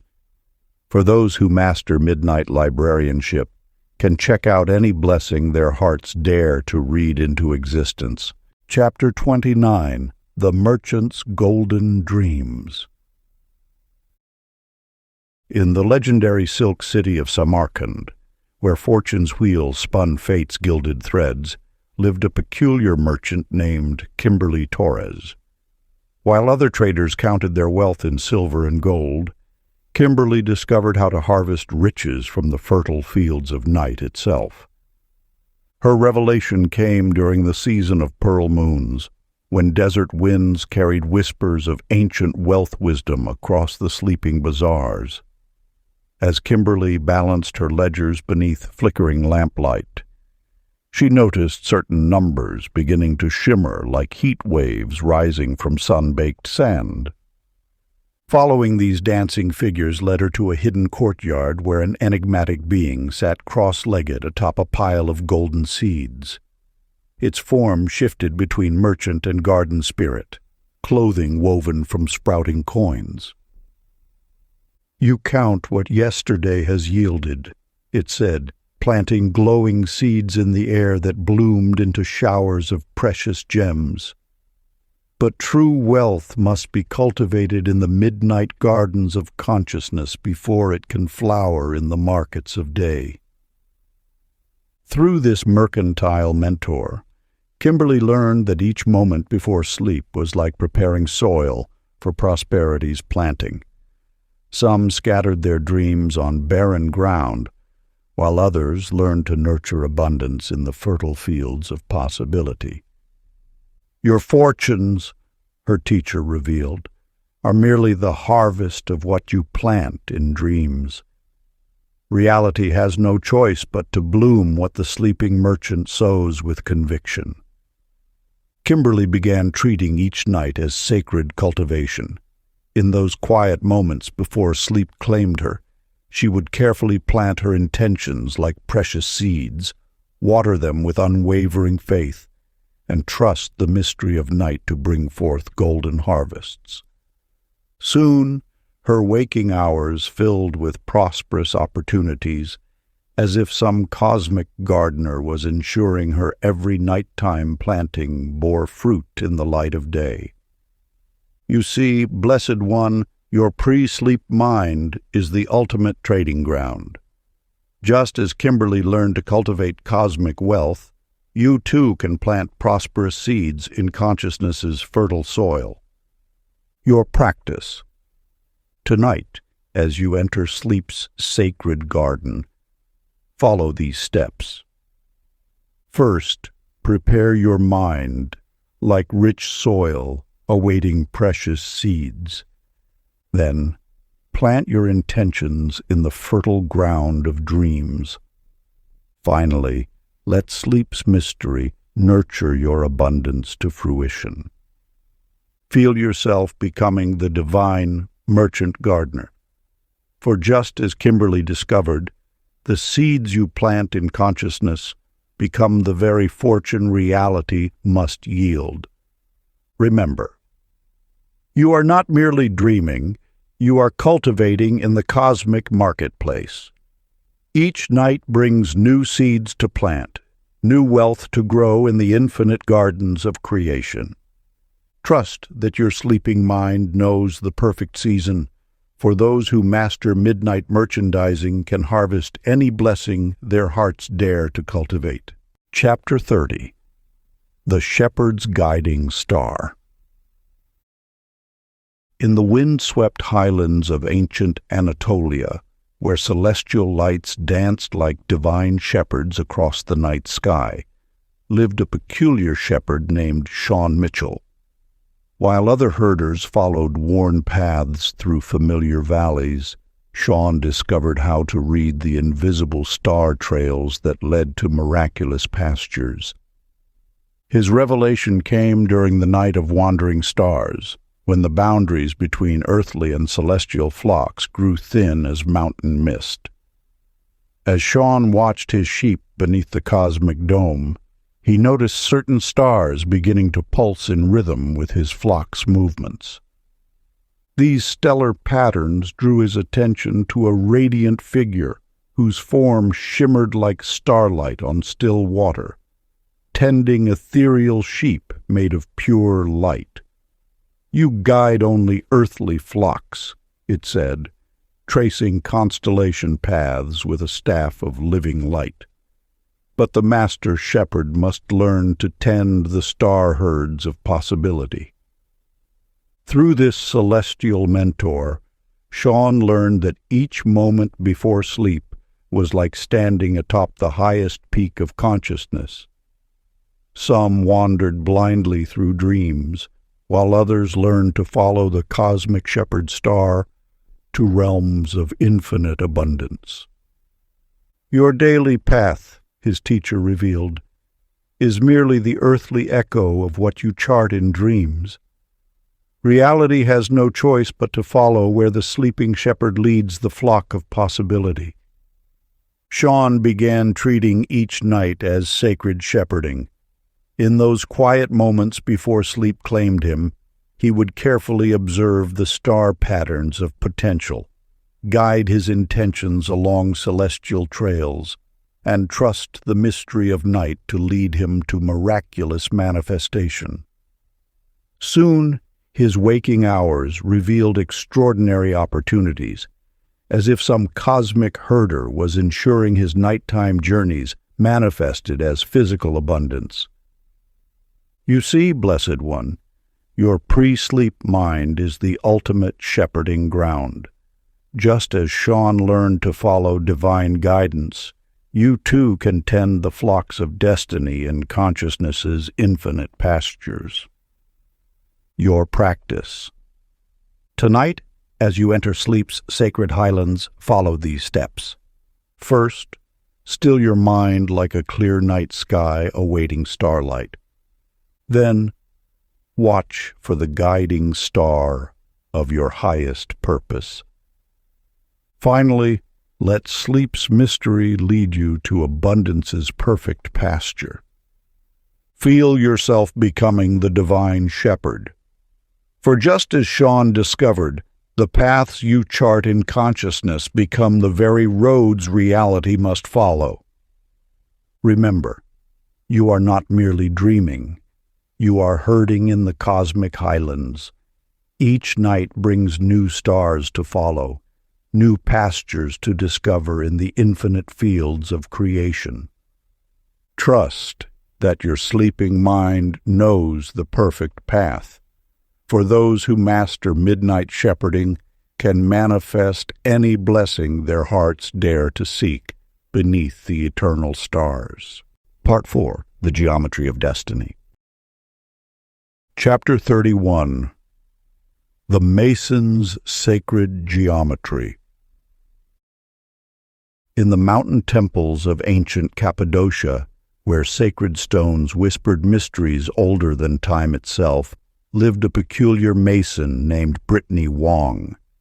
While other craftsmen merely shaped physical stone, Brittany discovered how the invisible geometry of night could restructure reality's very foundation. Her revelation came during the hour of dancing shadows, when temple angles seemed to shift like living mathematics. As Brittany traced her finger along a curious spiral pattern carved into an ancient column, the stone beneath her touch began to pulse with golden light. Following these luminous geometries led her to a hidden chamber where a being of pure sacred form stood contemplating a floating dodecahedron of starlight. Its body was composed of ever-shifting geometric patterns that folded through impossible dimensions. "You arrange mere physical stone," it said, its voice resonating in perfect mathematical harmony. "But the true mason works with the geometric blueprints that precede all creation, accessible only in the architecture of dreams."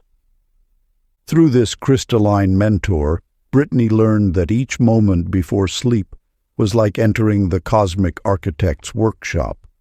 Some built haphazard thought structures, while others learned to shape reality using the sacred geometries of consciousness.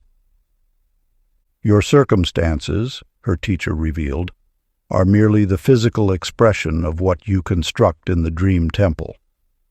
Reality has no choice but to manifest what the sleeping mason builds with divine proportion. Brittany began treating each night as sacred architecture. In those quiet moments before sleep claimed her, she would carefully arrange the geometric foundations of her desires, aligning intention with the golden ratio of creation itself.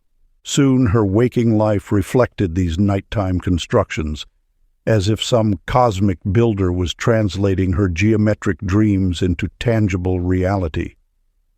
You see, Blessed One, your pre-sleep mind is the ultimate sacred building site. Just as Brittany learned to shape cosmic architecture, you too can construct new realities using consciousness's divine geometry. Your practice. Tonight, as you enter sleep's sacred workshop, follow these steps. First, clear your mind like an empty foundation awaiting divine structure. Then, visualize the perfect geometric pattern of your desired reality. Finally, let sleep's mystery transform your sacred blueprints into being. Feel yourself becoming the divine architect. For just as Brittany discovered, the forms you shape in consciousness become the very structure reality must follow. Remember, you are not merely dreaming. You are building in the cosmic temple. Each night brings new patterns to perfect, new realities to construct in the infinite geometry of creation. Trust that your sleeping mind knows the perfect proportions, for those who master midnight masonry can build any blessing their hearts dare to design in harmony with universal law. Chapter 32. The Oracle's Prophetic Visions. In the cloud-wreathed peaks of ancient Delphi, where reality's tapestry showed its shifting threads to those with eyes to see, lived a peculiar oracle named Brandon Hayes. While other seers merely glimpsed possible futures, Brandon discovered how to weave tomorrow's certainties from the loom of night itself.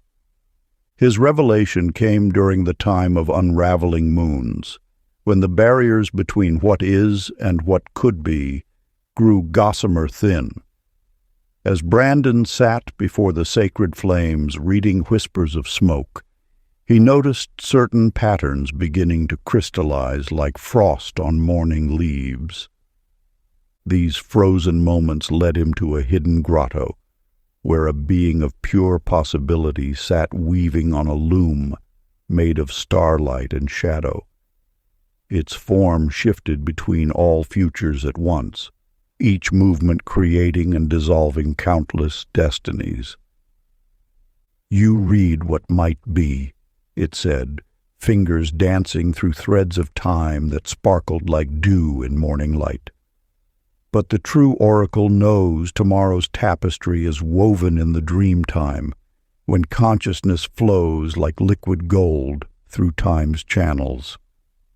Through this temporal mentor, Brandon learned that each moment before sleep was like standing at the crossroads of infinite possibility.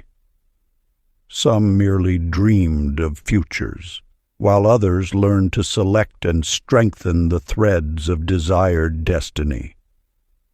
Your prophecies, his teacher revealed, are not predictions, but programs written in sleep's sacred language. Reality has no choice but to follow the future the sleeping oracle chooses to strengthen. Brandon began treating each night as sacred programming. In those quiet moments before sleep claimed him, he would carefully select the brightest threads of possibility, weave them with unwavering intention, and trust the mystery of night to strengthen his chosen tomorrow. Soon his waking hours aligned perfectly with his nighttime weaving, as if some cosmic chronicler was ensuring his selected futures manifested with pristine clarity. You see, Blessed One, Your pre-sleep mind is the ultimate prophecy chamber. Just as Brandon learned to weave specific futures, you too can program tomorrow's reality in consciousness's infinite loom.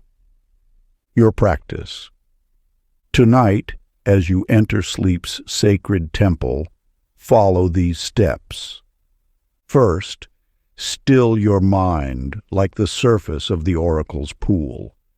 Then, select the golden thread of your chosen future. Finally, let sleep's mystery strengthen your selection into certainty. Feel yourself becoming the divine programmer of probability. For just as Brandon discovered, the futures you select in consciousness become the very destiny reality must manifest. Remember, you are not merely dreaming. You are coding in the cosmic mainframe. Each night brings new possibilities to program, new futures to weave in the infinite matrix of creation. Trust that your sleeping mind knows the perfect pattern. For those who master midnight prophecy can manifest any future their hearts dare to program into the eternal now. Chapter 33. The Mystic's Forbidden Chamber. In the hidden valleys of ancient Tibet, where reality's boundaries grew thin as morning mist, lived a peculiar mystic named Samantha Cruz. While other spiritual seekers practiced in sun-warmed courtyards, Samantha discovered sacred chambers that existed between the heartbeats of time itself. Her revelation came during the month of dissolving veils, when the ancient monastery's worn stones began to pulse with an otherworldly glow. Following geometric patterns that seemed to fold through impossible dimensions, she discovered a door that opened only in the spaces between thoughts. Beyond this threshold stood a being whose form rippled like heat waves above summer sand, simultaneously present in all moments at once. The chamber around them existed everywhere and nowhere, its walls breathing with living light. "You seek enlightenment in time's narrow corridor," it said, its voice echoing from both past and future. But the true mystic knows that reality's deepest chambers are accessed through the eternal moment between sleep and waking. Through this timeless mentor, Samantha learned that each pre-sleep breath was like a key that could unlock forbidden dimensions of possibility. Some merely drifted into unconsciousness, while others learned to slip between the seconds where reality's source code could be accessed and altered. "Your limitations," her teacher revealed, "exist only because you accept time's linear illusion. Reality has no choice but to bend when the sleeping mystic learns to dance between moments." Samantha began treating each night as sacred exploration. In those liminal spaces before sleep claimed her, she would carefully dissolve the barriers between now and never, here and everywhere, trusting the mystery of night to reveal reality's hidden architecture. Soon her waking hours began exhibiting impossible synchronicities, as if some cosmic architect was restructuring causality around her consciousness. "You see, Blessed One, your pre-sleep mind is the ultimate forbidden chamber. Just as Samantha learned to fold space and time, you too can access reality's control room through consciousness's infinite doorways." Your practice. Tonight, as you approach sleep's threshold, follow these steps. First, still your mind until you feel the pause between thoughts. Then, sense the doorway that exists in that eternal moment. Finally, let sleep's mystery guide you through reality's hidden chambers.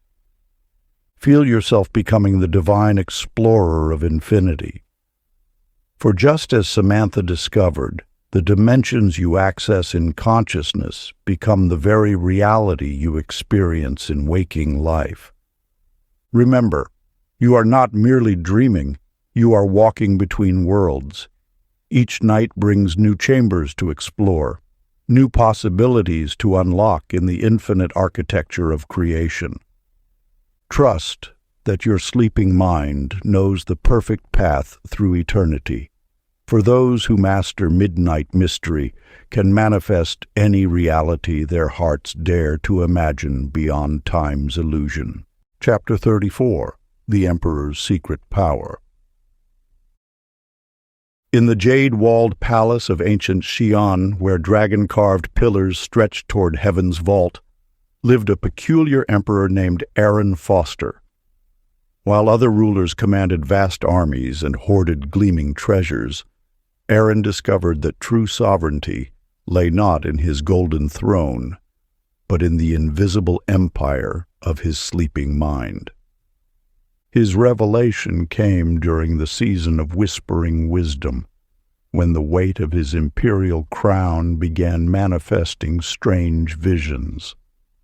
Crimson birds with eyes of starlight led him through forgotten corridors to a chamber that existed only in twilight's tender moments.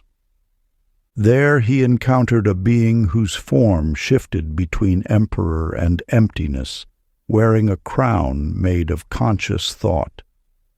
Its royal robes were woven from the very fabric of reality, each thread a different possibility. "You command mere physical subjects," it said, its voice carrying the authority of creation itself. "But the true emperor rules the kingdom of infinite potential that blooms each night in the garden of dreams." Through this sovereign mentor, Aaron learned that each moment before sleep was like holding court in the cosmos itself. Some merely dreamed of power, while others learned to issue decrees that the universe itself must obey. "Your imperial edicts," his teacher revealed, "pale beside the authority of consciousness. Reality has no choice but to bow before what the sleeping emperor ordains with absolute certainty." Aaron began treating each night as sacred ceremony. In those quiet moments before sleep claimed him, he would sit in the throne room of his mind, issuing gentle but unwavering commands to the very fabric of existence. Soon his waking empire reflected these nighttime proclamations, as if some cosmic court was ensuring his conscious decrees manifested with perfect precision. "You see, Blessed One, your pre-sleep mind is the ultimate throne room. Just as Aaron learned to rule reality itself, you too can issue sovereign commands through consciousness's infinite authority. Your practice. Tonight, as you enter sleep's sacred palace, follow these steps. First, sit in perfect stillness like an emperor at peace. Then, speak your desires with the quiet authority of absolute knowing. Finally, let sleep's mystery transform your royal decrees into being. Feel yourself becoming the divine sovereign of possibility. For just as Aaron discovered, the commands you issue in consciousness become the very reality your kingdom must manifest. Remember, you are not merely dreaming. You are ruling in the cosmic court. Each night brings new decrees to issue, new realities to ordain in the infinite empire of creation. Trust that your sleeping mind knows the perfect command. For those who master midnight sovereignty can manifest any kingdom their hearts dare to envision in harmony with universal law. Chapter 35. The Priestess's Sacred Communion. In the mist-shrouded temple of ancient Avalon, where silver moonlight danced on sacred pools and wisdom whispered through ancient yew trees, lived a peculiar priestess named Amber Rodriguez. While other priestesses conducted their rituals by daylight, Amber discovered that the deepest divine communion occurred in the velvet darkness between midnight and dawn. Her revelation came during the time of parting veils, when she noticed how the temple's sacred waters would sometimes ripple without wind, as if stirred by invisible fingers of consciousness. Following these ripples one night, she discovered an archway of living light that appeared only when the moon touched the temple's highest spire. Through this portal emerged a being of pure radiance, neither male nor female, whose voice seemed to emerge from the very stones of the earth. Its form shimmered like starlight on water, each movement creating waves of understanding in Amber's mind. "You seek connection through ritual and invocation," it said, its words tasting of honey and stardust. "But the truest communion happens when consciousness dissolves into the divine river that flows through all dreams." Through this luminous mentor, Amber learned that each pre-sleep breath was like a prayer that could reach across infinite dimensions. Some merely petitioned the divine, while others learned to become living channels for universal wisdom. "Your ceremonies," her teacher revealed, "are but shadows of the true sacred communion. When the sleeping priestess surrenders to divine flow, she becomes the very vessel through which universal intelligence expresses itself." Amber began treating each night as sacred ceremony. In those liminal moments before sleep claimed her, she would empty herself like a chalice waiting to be filled, trusting the mystery of night to pour cosmic wisdom through her being. Soon her waking hours became filled with profound guidance, as if some divine scribe was writing universal truth directly into her consciousness. "You see, Blessed One, your pre-sleep mind is the ultimate temple. Just as Amber learned to commune with cosmic intelligence, you too can become a living channel through consciousness's infinite connection." Your practice. Tonight, as you enter sleep's sacred temple, follow these steps. First, empty yourself like a sacred vessel, awaiting divine wine. Then, open your heart as a channel for universal wisdom. Finally, let sleep's mystery fill you with cosmic communion. Feel yourself becoming the divine instrument of infinity. For just as Amber discovered, the communion you establish in consciousness becomes the very guidance that shapes your waking reality. Remember, you are not merely dreaming, you are drinking from wisdom's eternal spring. Each night brings new revelations to receive, new understanding to embody in the infinite dance of creation. Trust that your sleeping mind knows the perfect surrender. For those who master midnight communion can receive any wisdom their hearts dare to embrace in perfect divine timing. Chapter 36. The Inventor's Midnight Laboratory. In the hidden valley of ancient Damascus, where desert winds carried whispers of forgotten wisdom, lived an unusual inventor named Ryan Carter. While other craftsmen shaped metal and wood by daylight, Ryan discovered that humanity's greatest innovations emerged from the cosmic laboratory of night consciousness.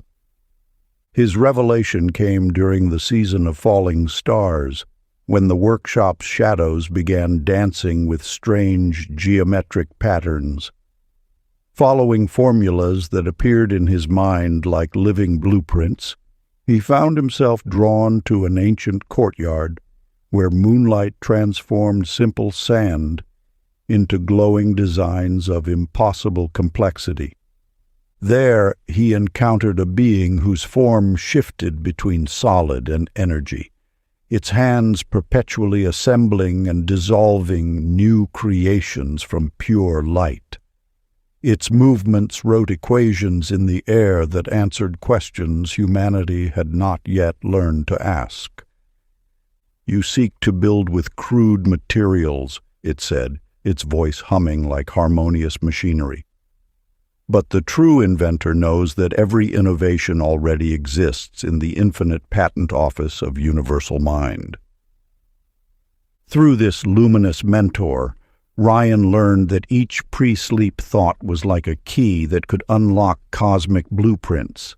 Some merely dreamed of new ideas, while others learned to download complete technical schematics from the universe's infinite database. "Your workshops," his teacher revealed, "are limited by physical laws. But in the laboratory of sleep consciousness, you can prototype creations that transcend current possibility." Ryan began treating each night as sacred invention time. In those quiet moments before sleep claimed him, he would open his mind like a cosmic engineering journal, allowing universal intelligence to sketch tomorrow's innovations in his consciousness. Soon his waking hours filled with breakthrough insights, as if some celestial architect was uploading revolutionary designs directly into his awareness. "You see, Blessed One, your pre-sleep mind is the ultimate invention laboratory. Just as Ryan learned to access cosmic blueprints, you too can download solutions through consciousness's infinite creativity." Your practice. Tonight, as you enter sleep's sacred workshop, follow these steps. First, clear your mind like an empty workbench awaiting new projects. Then, pose your creative question to the universal intelligence. Finally, let sleep's mystery reveal innovative solutions. Feel yourself becoming the divine inventor of possibility. For just as Ryan discovered, the blueprints you access in consciousness become the very innovations that shape tomorrow's reality. Remember, you are not merely dreaming. You are collaborating with cosmic intelligence. Each night brings new designs to download, new solutions to manifest in the infinite laboratory of creation. Trust that your sleeping mind knows the perfect prototype. For those who master midnight invention can manifest any innovation their hearts dare to envision in service of humanity's evolution. Chapter 37. The Diplomat's Peace Treaties. In the floating gardens of ancient Tenochtitlan, where water lilies whispered secrets beneath starlit canals, lived a remarkable diplomat named Michel Torres. While other negotiators traded in gold and promises, Michel discovered that true peace could only be brokered in the cosmic court of dream consciousness. Her revelation came during the month of shifting mists, when she noticed how quarreling hummingbirds would freeze mid-flight at dusk, becoming living emblems of perfect harmony. Following their suspended dance one evening, she discovered an ethereal chamber that appeared only when twilight painted the sky in shades of reconciliation. There she encountered a being whose form flowed like mercury between opposing forces, each movement a perfect balance of yin and yang. Its presence radiated such profound peace that warring thoughts simply dissolved in its glow. "You negotiate between mere mortals," it said, its voice both thunder and silence. "But the true diplomat learns to broker peace with the universe itself, for all conflict stems from resistance to cosmic flow." Through this harmonious mentor, Michel learned that each moment before sleep was like a divine peace council. Some merely dreamed of resolution, while others learned to establish cosmic contracts that reality itself must honor. "Your treaties," her teacher revealed, "are temporary arrangements. But in the court of sleep consciousness, you can negotiate eternal harmony with the very forces that shape existence. Michelle began treating each night as sacred negotiation. In those quiet moments before sleep embraced her, she would sit as cosmic diplomat, crafting agreements between her deepest desires and universal will. Soon her waking life reflected these nighttime treaties. As if some celestial scribe was ensuring her conscious pacts manifested with perfect balance. You see, Blessed One, your pre-sleep mind is the ultimate negotiation chamber. Just as Michelle learned to broker peace with cosmic forces, you too can establish harmony through consciousness's infinite wisdom. Your practice. Tonight, as you enter sleep's sacred council, follow these steps. First, sit in perfect balance like a cosmic mediator.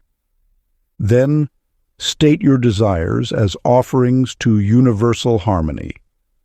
Finally, let sleep's mystery seal your peace treaties with existence.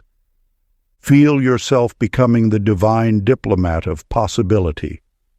For just as Michelle discovered, the agreements you establish in consciousness become the very reality your world must manifest. Remember, you are not merely dreaming. You are negotiating with infinite intelligence. Each night brings new treaties to establish, new harmonies to craft in the cosmic court of creation. Trust that your sleeping mind knows the perfect terms. For those who master midnight diplomacy can manifest any peace their hearts dare to envision in alignment with universal law. Chapter 38. The Cartographer's Reality Maps. In the mountain kingdoms of ancient Tibet, where reality seemed thinner than elsewhere, lived an extraordinary cartographer named Justin Park. While other mapmakers traced physical territories with ink and parchment, Justin discovered that the most valuable maps were those that charted the invisible landscapes of possibility. His revelation came during the season of swirling mists, when he noticed how mountain paths would sometimes shift in the pre-dawn light, revealing doorways to places that existed between the known and unknown. Following these ethereal trails one night, he encountered a cave whose walls flickered with living maps that drew themselves. There he met a mysterious being whose form seemed composed of constantly shifting coordinates and ley lines. Its movements left traces of golden light that formed maps of realms no mortal had ever charted. "You map mere mountains and valleys," it said, its voice echoing like wind through ancient corridors. But the true cartographer knows that every dream is a territory waiting to be discovered, every desire a landscape yearning to be mapped. Through this luminous mentor, Justin learned that each pre-sleep thought was like a compass point in the atlas of infinite possibility. Some merely dreamed of destinations, while others learned to chart precise courses through the very fabric of creation. Your maps, his teacher revealed, show only what is. But in the cartography of sleep consciousness, you can map what could be, creating pathways that reality must follow. Justin began treating each night as sacred map-making. In those quiet moments before sleep claimed him, he would unfold his consciousness like a blank parchment, allowing universal intelligence to draw tomorrow's possibilities in the ink of pure potential. Soon his waking hours became guided journeys, as if some cosmic navigator was steering him along perfectly charted routes to his heart's desires. You see, Blessed One, your pre-sleep mind is the ultimate mapping room. Just as Justin learned to chart courses through infinity, you too can map new realities through consciousness's boundless territories. Your practice. Tonight, as you enter sleep's sacred cartography, follow these steps. First, clear your mind like fresh parchment awaiting divine coordinates. Then, envision your desired destination with perfect clarity.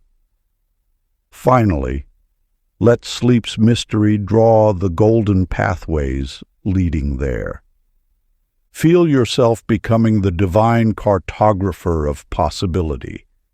For just as Justin discovered, the maps you draw in consciousness become the very territories your reality must manifest.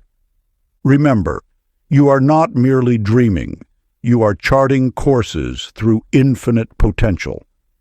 Each night brings new territories to map, new pathways to pioneer in the boundless atlas of creation. Trust that your sleeping mind knows the perfect route, for those who master midnight cartography can navigate to any reality their hearts dare to map in perfect cosmic timing. Chapter 39. The Warrior's Ultimate Victory. In the mist-shrouded mountains of ancient Wu-Tang, where bamboo forests whispered secrets of inner power, lived an unconventional warrior named Elizabeth Chen. While other fighters honed their skills with sword and spear, Elizabeth discovered that true victory was achieved in the cosmic dojo of night consciousness. Her revelation came during the Festival of Falling Leaves, when she witnessed two butterflies locked in aerial combat suddenly freeze mid-flight, becoming living sculptures of perfect strategic balance. Following their suspended dance, she found herself drawn to an ancient training ground where shadows moved with impossible precision. There she encountered a being whose form shifted between all fighting styles at once, its movements expressing the ultimate martial art, the dance of pure consciousness itself. It fought not with weapons, but with waves of transformative energy that turned conflict into harmony. "You train to defeat external enemies," it said, its voice like steel wrapped in silk. "But the true warrior knows that every battle is first won or lost in the war room of the sleeping mind." Through this ethereal mentor, Elizabeth learned that each pre-sleep thought was like a strategic battle plan in the cosmic campaign of manifestation. Some merely dreamed of victory, while others learned to program triumph into the very fabric of tomorrow's reality. "Your combat," her teacher revealed, "focuses on physical confrontation. But in the dojo of sleep consciousness, you can win victories that reshape the entire battlefield of existence." Elizabeth began treating each night as sacred strategy time. In those quiet moments before sleep embraced her, she would sit in perfect warrior stillness, allowing universal intelligence to download tomorrow's victories directly into her consciousness. Soon her waking hours became a series of effortless triumphs, as if some celestial general was orchestrating perfect strategic flow through her very being. "You see, Blessed One, your pre-sleep mind is the ultimate war room. Just as Elizabeth learned to ensure victory before battle, you too can program triumph through consciousness's infinite strategy. Your practice tonight, as you enter sleep's sacred dojo, follow these steps. First, assume the unshakable posture of inner victory. Then, program your desired triumph with warrior's certainty. Finally, let sleep's mystery execute your perfect strategy. Feel yourself becoming the divine warrior of possibility. For just as Elizabeth discovered, the victories you program in consciousness become the very realities that must manifest. Remember, you are not merely dreaming. You are commanding the forces of creation itself. Each night brings new battles to win, new triumphs to manifest in the cosmic campaign of evolution.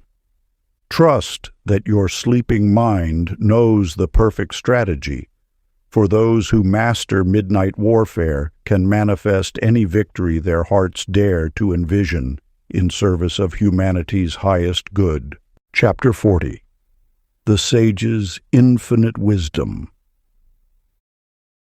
In the misted valleys of ancient Bhutan, where wisdom hung like dewdrops in the morning air, lived an unusual sage named Matthew Rivera. While other seekers searched scrolls and sutras for answers, Matthew discovered that true wisdom flowed most freely in the moments between sleeping and waking. His revelation came during the time of falling stars, when he noticed how mountain pools would become perfectly still at midnight, reflecting not just the sky above, but seemingly every sky that had ever existed. Following one such reflection, he found himself drawn to a hidden grotto where knowledge itself seemed to breathe. There he encountered a being whose form rippled like chapters in an infinite book, each movement revealing answers to questions that hadn't yet been asked. Its essence seemed to contain every story that ever was or would be. "You seek wisdom in what is already known," it said, its voice like rustling leaves in an ancient library. But the true sage understands that all knowledge, past, present, and future, exists in the eternal moment before sleep claims consciousness.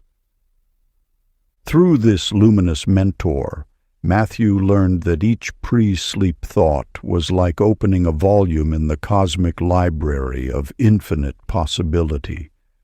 Some merely dreamed of understanding, while others learned to download direct knowing from the source of wisdom itself.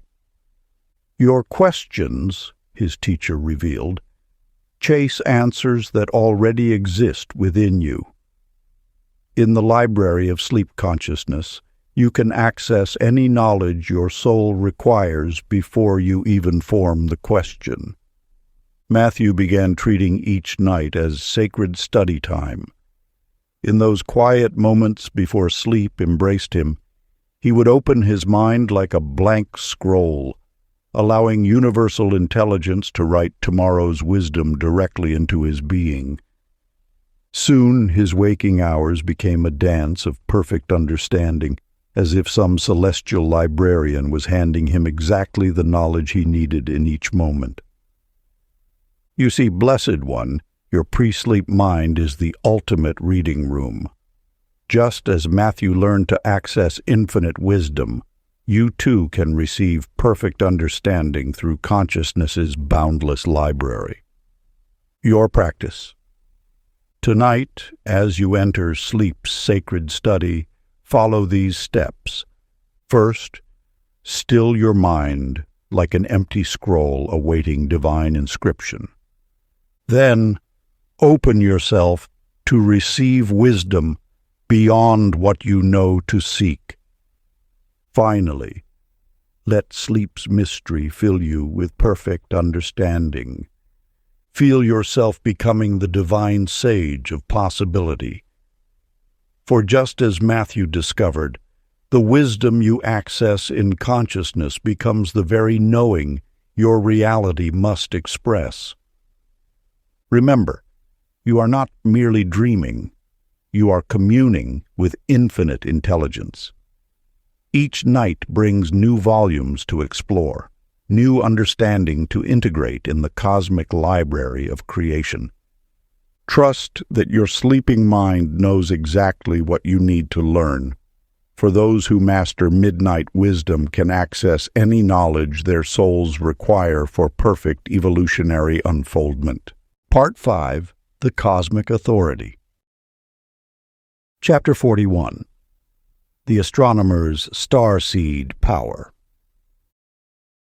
In the crystalline desert of ancient Egypt, where the night sky burned with impossible clarity, lived an unconventional astronomer named Melissa Patel. While other stargazers mapped celestial movements, Melissa discovered that humans themselves were living starseeds, capable of downloading cosmic wisdom through the astral gateway of sleep. Her revelation came during the hour of Sirius, when she noticed how certain stars would pulse in perfect rhythm with her heartbeat. Following these stellar frequencies one night, she encountered a hidden chamber beneath her observatory where the walls themselves sang with celestial light. There she met a luminous being whose form sparkled like a constellation given life, each point of light containing the memory of humanity's cosmic origins. Its movements left trails of stardust that wrote messages in the language of creation itself. "You study stars as distant objects," it said, its voice resonating like crystal spheres in harmony.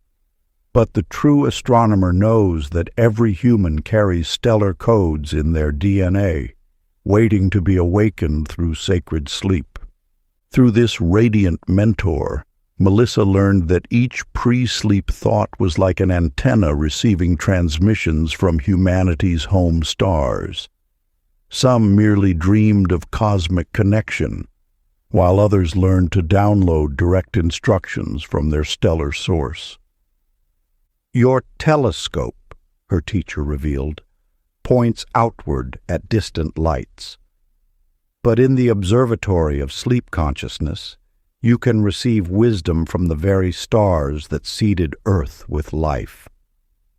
Melissa began treating each night as sacred stellar communion.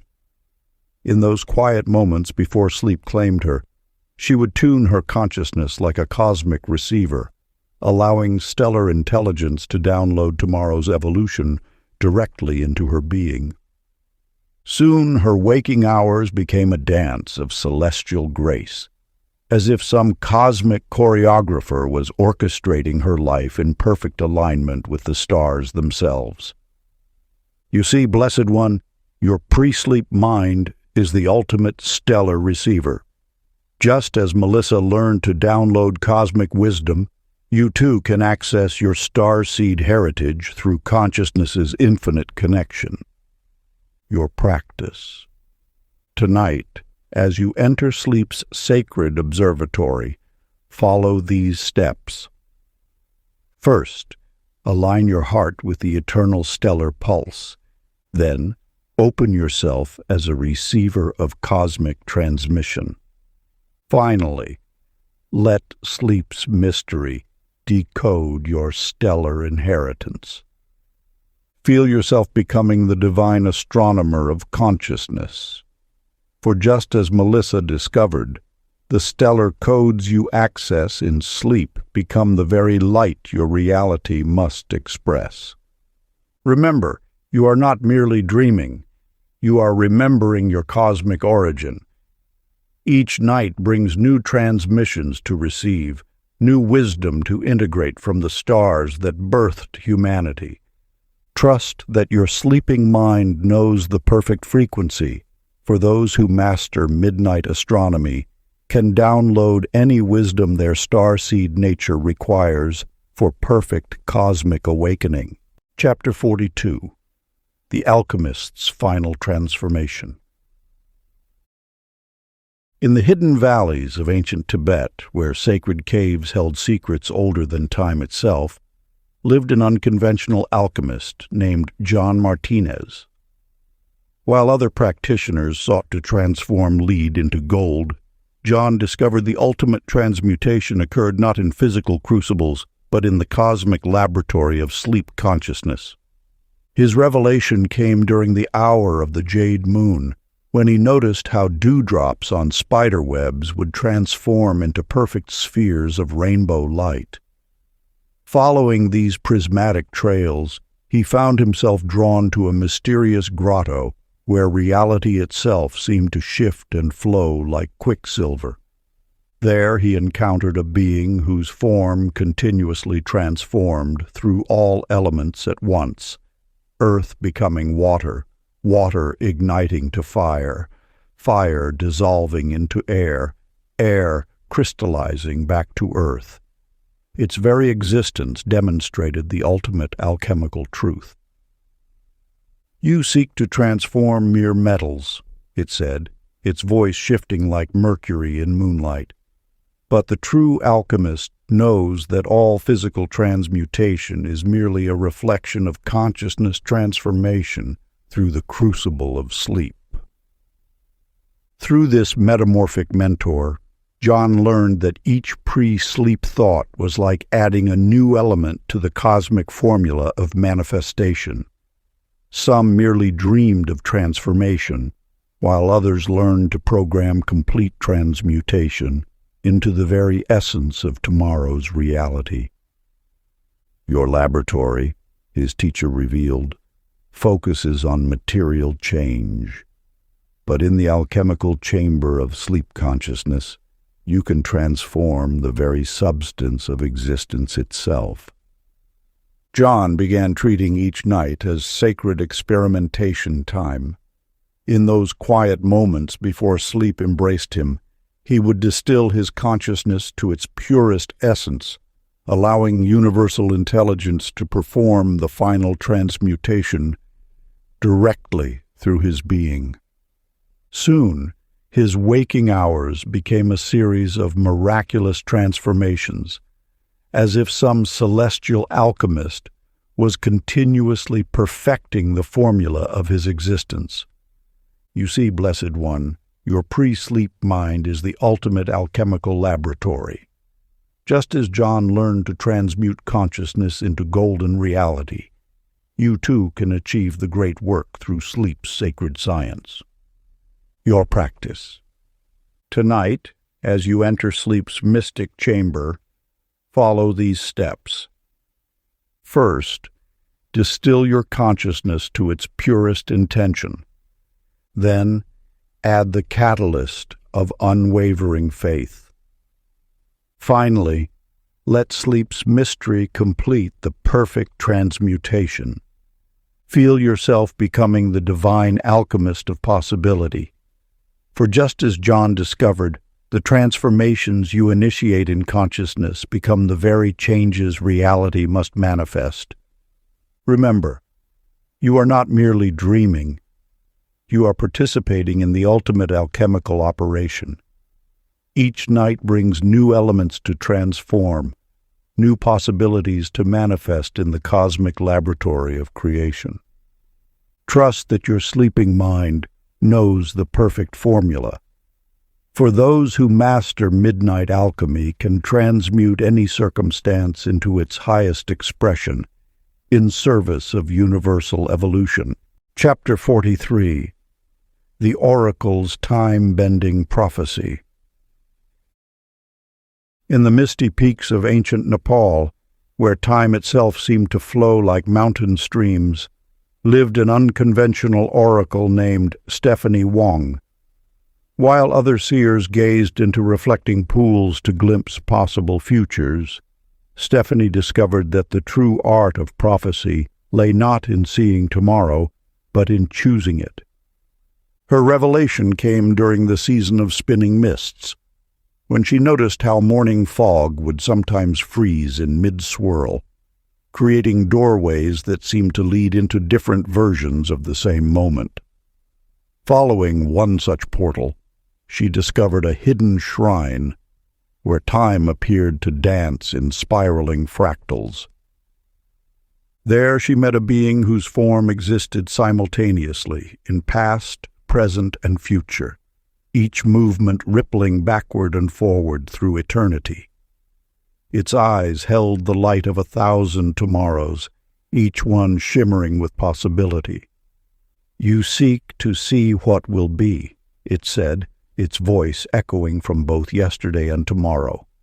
But the true oracle understands that futures are not fixed stars, but seeds waiting to be chosen and nurtured in the garden of sleep consciousness. Through this temporal mentor, Stephanie learned that each pre-sleep intention was like selecting a specific future from infinity's garden. Some merely dreamed of tomorrow, while others learned to cultivate the exact future that served the highest good. Your prophecies, her teacher revealed, are not merely predictions, but invitations. In the timeless realm of sleep consciousness, you can select and water the very future you wish to bloom. Stephanie began treating each night as sacred future crafting. In those quiet moments before sleep embraced her, she would examine the infinite possibilities like delicate seedlings, choosing with wisdom which tomorrow to nurture into being. Soon her waking hours became a dance of perfect timing, as if some cosmic gardener was helping her cultivate the most beautiful of all possible futures. You see, Blessed One, your pre-sleep mind is the ultimate prophecy chamber. Just as Stephanie learned to select specific futures, you too can choose which tomorrow blossoms through consciousness's infinite garden. Your practice. Tonight, as you enter sleep's prophetic temple, follow these steps. First, see all possible futures laid before you like seeds. Then, select with wisdom the future that serves highest good. Finally, let sleep's mystery nurture your chosen tomorrow. Feel yourself becoming the divine oracle of possibility. For just as Stephanie discovered, the future you choose in consciousness becomes the very reality time must express. Remember, you are not merely dreaming, you are selecting tomorrow's blessing. Each night brings new futures to examine, new possibilities to cultivate in the infinite garden of creation. Trust that your sleeping mind knows the perfect future to choose. For those who master midnight prophecy can nurture any possibility that serves the divine plan of universal unfoldment. Chapter 44. The Master's Teaching Dream. In the sacred caves of ancient Mongolia, where wisdom echoed through time-worn chambers, lived an unconventional master named Christopher Lee. While other teachers instructed through spoken word and written scroll, Christopher discovered that the deepest transformations occurred in the ethereal classroom of dreams. His revelation came during the night of falling stars, when he observed his sleeping students glowing with subtle light that pulsed in perfect unison. Following these luminous threads, he found himself in a vast underground amphitheater where knowledge itself took physical form. There he encountered a being composed entirely of shifting symbols and living hieroglyphs, its form constantly rearranging itself into new patterns of understanding. Each movement taught a lifetime of wisdom in a single gesture. "You teach with words and actions," it said, its voice resonating like temple bells at midnight. "But the true master knows that direct transmission occurs when student consciousness merges with universal wisdom during sacred sleep." Through this enigmatic mentor, Christopher learned that each pre-sleep teaching intention created invisible bridges between teacher and student minds. Some merely lectured before sleep, while others learned to transmit pure understanding directly into the fertile soil of dreaming consciousness. "Your classroom," his teacher revealed, "is bound by physical walls. But in the infinite academy of sleep consciousness, you can share wisdom that transcends all barriers of time and space." Christopher began treating each night as sacred instruction time. In those quiet moments before sleep claimed his students, he would weave teachings into the very fabric of their dreams, allowing universal wisdom to bloom naturally within their awakening minds. Soon his students began manifesting profound understanding without conscious study. as if some cosmic instructor was downloading wisdom directly into their being. You see, Blessed One, your pre-sleep mind is the ultimate learning sanctuary. Just as Christopher learned to teach through dreams, you too can receive divine instruction through consciousness's infinite classroom. Your practice.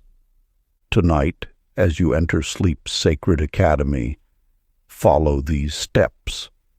First, open yourself as an empty vessel ready to receive. Then, allow universal wisdom to flow freely through you.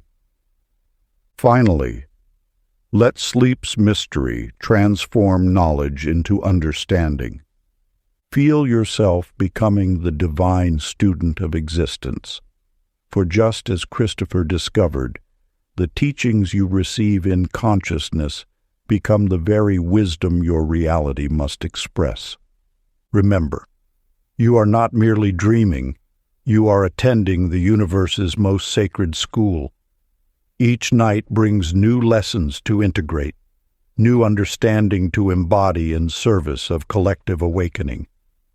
Trust that your sleeping mind knows the perfect curriculum. For those who master midnight learning can absorb any teaching required for complete spiritual unfoldment. Chapter 45. The Guardian's Reality Shield. In the windswept mountains of ancient Armenia, where sacred peaks pierced the veil between worlds, lived an unconventional guardian named Jennifer Foster. While other sentinels protected physical treasures with sword and shield, Jennifer discovered that true protection required mastery of reality's invisible barriers. Her revelation came during the hour of the phoenix moon, when she noticed how mountain flowers remained perfectly preserved in spheres of morning frost, untouched by harsh winter winds. Following these crystalline formations, she discovered a hidden grotto, where reality itself seemed encased in translucent layers of protection. There she encountered a being whose form was wrapped in countless veils of light, each layer shifting and responding to ripples in the cosmic fabric. Every movement created new shields of pure energy, demonstrating the ultimate art of protection. "You guard against physical threats," it said, its voice resonating through layers of light like chimes through crystal. But the true guardian knows that all protection begins in the dreaming mind, where reality's shields are first forged. Through this luminous mentor, Jennifer learned that each pre-sleep intention created invisible barriers of protection around her chosen reality. Some merely hoped for safety, while others learned to weave impenetrable shields of consciousness around their manifestations. "Your weapons," her teacher revealed, "focus on material defense. But in the protective chamber of sleep consciousness, you can create shields that make unwanted influences powerless against your chosen destiny." Jennifer began treating each night as sacred shield crafting time. In those quiet moments before sleep embraced her, she would weave layers of protective intention around her desired reality, allowing universal intelligence to strengthen these barriers while she dreamed. Soon, her waking hours became a demonstration of perfect protection, as if some celestial guardian was continuously reinforcing the shields around her manifestations. You see, Blessed One, your pre-sleep mind is the ultimate protective sanctuary. Just as Jennifer learned to create reality shields, you too can protect your chosen destiny through sleep's sacred art. Your practice. Tonight, as you enter sleep's shielding chamber, follow these steps. First, envision your desired reality clearly and completely. Then, weave layers of protective light around this vision. Finally, let sleep's mystery strengthen your reality shields. Feel yourself becoming the divine guardian of possibility. For just as Jennifer discovered, the protections you create in consciousness become the very shields reality must maintain. Remember, you are not merely dreaming, you are crafting unbreakable barriers of manifestation. Each night brings new shields to forge, new protections to establish in the cosmic sanctuary of creation. Trust that your sleeping mind knows the perfect defensive matrix. For those who master midnight protection can shield any worthy manifestation from forces that would deny its expression. Chapter 46. The Creator's Divine Authority. In the shimmering crystal caves of ancient Tibet, where reality seemed as malleable as morning mist, lived an unconventional glassmaker named Daniel Kim. While other artisans shaped mere physical materials, Daniel discovered that consciousness itself was the ultimate creative medium. His revelation came during the Festival of 10,000 Lanterns, when he noticed how molten glass responded not just to his hands, but to his thoughts.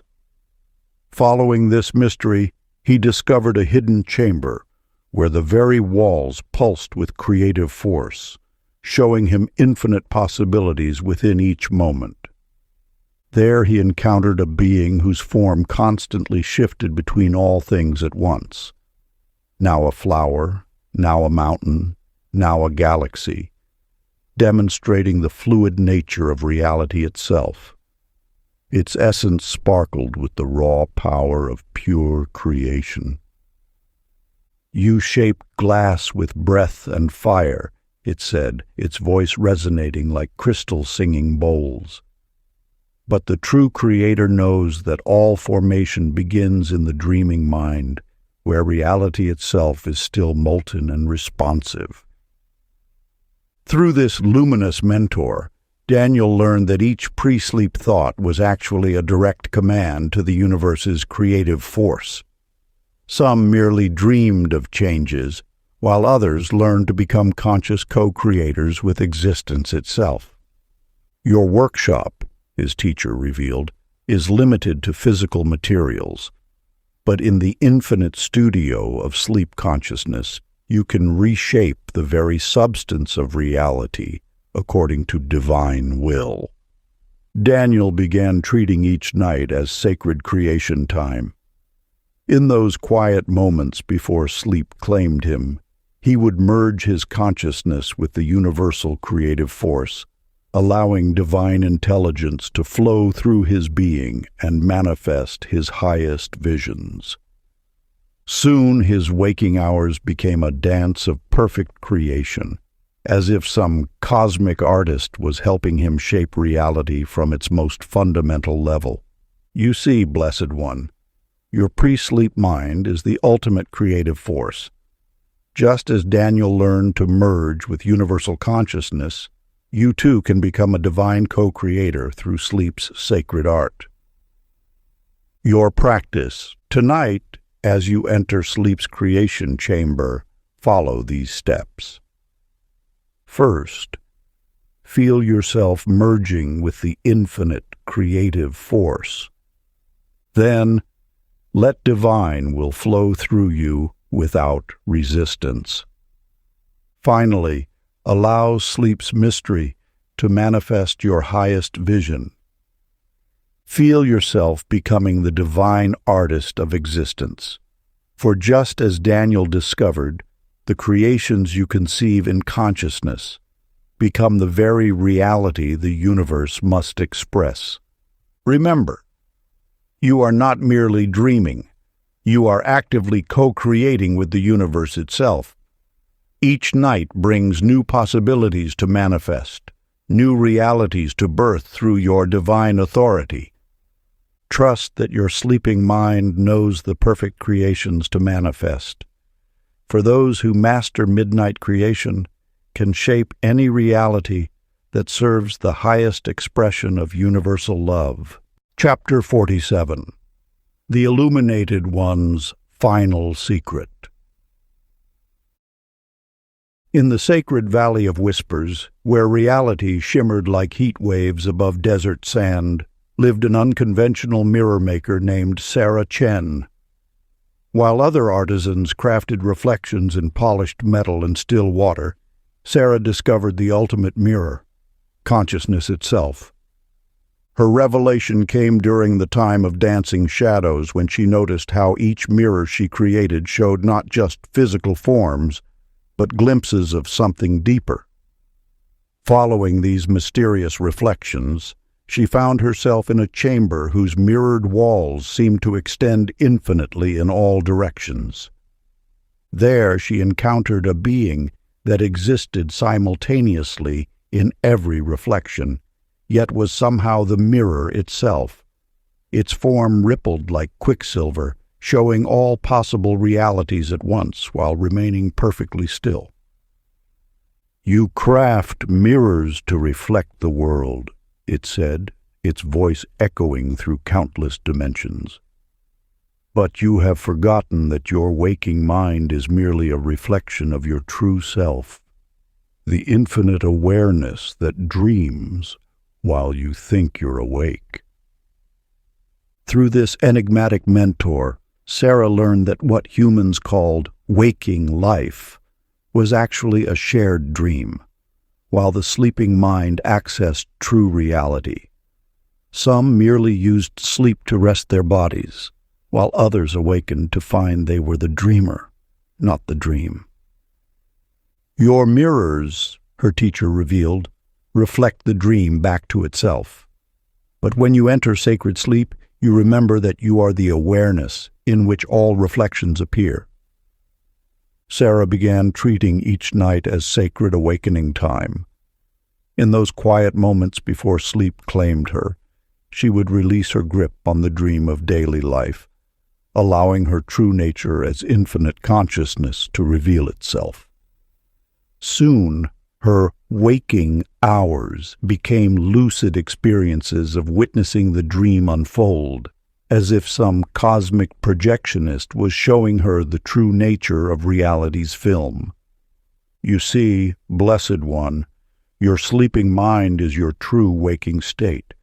Just as Sarah learned to recognize the dream nature of reality, you too can awaken to your essential nature as pure awareness." Your practice. Tonight, as you enter sleep's awakening chamber, follow these steps.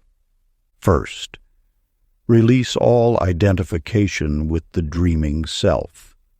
Then, rest as the awareness in which all dreams appear. Finally, let sleep reveal your true nature as infinite consciousness. Feel yourself becoming the divine witness of existence. For just as Sarah discovered, the awakening you experience in consciousness becomes the very reality you must recognize. Remember, you are not merely dreaming. You are the eternal dreamer awakening to itself.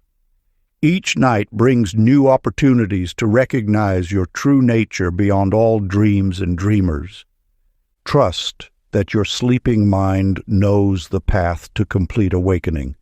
For those who master midnight realization can perceive the dream nature of all reality while remaining perfectly awake. Chapter 48. The New Dawn Activation. In the crystalline caves beneath the ancient city of Petra, where sacred geometries danced in light and shadow, lived an unconventional timekeeper named Michael Torres. While other chronologists measured moments with sundials and water clocks, Michael discovered how to track the eternal pulse of awakening itself. His revelation came during the hour of infinite dawn, when he noticed how certain cave crystals seemed to pulse with their own inner light, keeping time to some cosmic rhythm beyond ordinary measurement.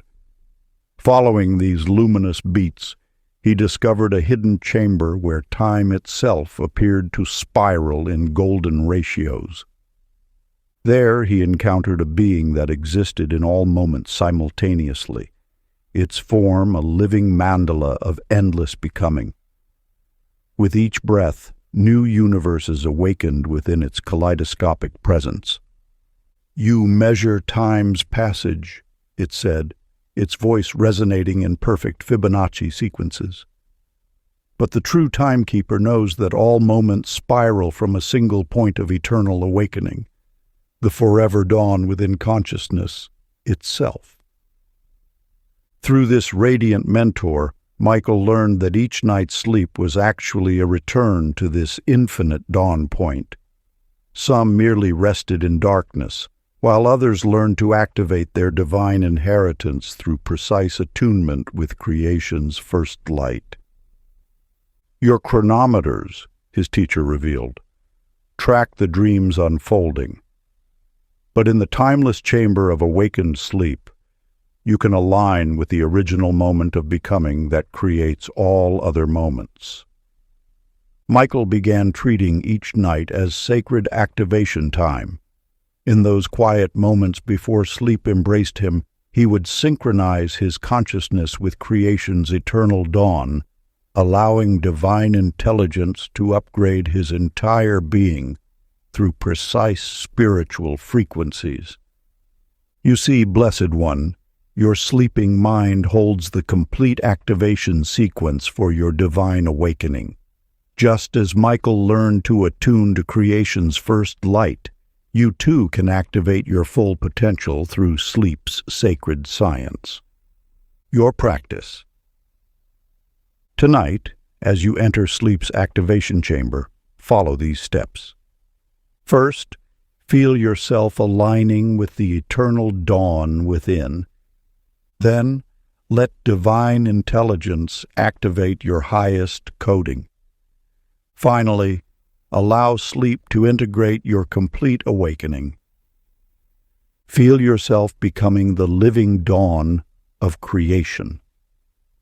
For just as Michael discovered, the activation you initiate in consciousness becomes the very reality you must express. Remember, you are not merely dreaming. You are actively upgrading your divine programming. Each night brings new activations, new awakenings to your true cosmic nature. Trust that your sleeping mind knows the perfect sequence of awakening, for those who master midnight activation can embody any reality that serves the highest expression of divine love. If you enjoyed this audiobook, I created a free ebook version for you. You can download it using the link in the pinned comment. Conclusion. When the last tale has folded itself like a wing at rest, and the echoes of old markets, temples, and sea roads grow quiet, one truth remains shining like a coal that does not cool. The night is not an ending, but a beginning in disguise. The ancients knew this. They walked softly through the hours after midnight, as through a sacred garden, careful where they placed each thought, each word, each breath. You have journeyed with merchants who counted gratitude before coin, scribes who inscribed the self anew, healers who sang to sleeping cells, and navigators who steered by unseen currents. Their crafts were many, yet their instrument was one, the humble, faithful mind at the edge of sleep. In that tender borderland, where will grows gentle and the heart stands unarmored, reality listens. Keep, then, a simple rule. End each day as a priest ends a rite. Clear the altar, name the blessing. Set your intention like a lamp and leave it burning. Speak softly, as if addressing a friend long trusted by the stars. Do not argue with shadows. Do not measure by clocks. Say only what you wish to wake to, and let the dark carry it. If doubt returns, and it will, for doubt is weather, remember the weaver who whispered to her threads, the fisherman who thanked the tide, the builder who laid foundations in dream. Their worlds shifted not by thunder, but by steady practice, night upon night, until the unseen bowed to their constancy. When dawn arrives, do not strain to see the miracle. Pour water. Open a window. Take one clear step in the direction you named. The lamp you lit before sleep will throw its quiet light ahead of you, and the path, however narrow, will show its stones. Thus the book closes, yet the work begins. Guard the gate of your last thoughts. Make of your pillow a small altar. And as the centuries turn and empires forget their own names, this gentle art will remain, to speak with the certainty of completion, to rest, and to let the living night complete what you have dared to declare. If you enjoyed this exclusive audiobook, I handpicked this next book which will change your life.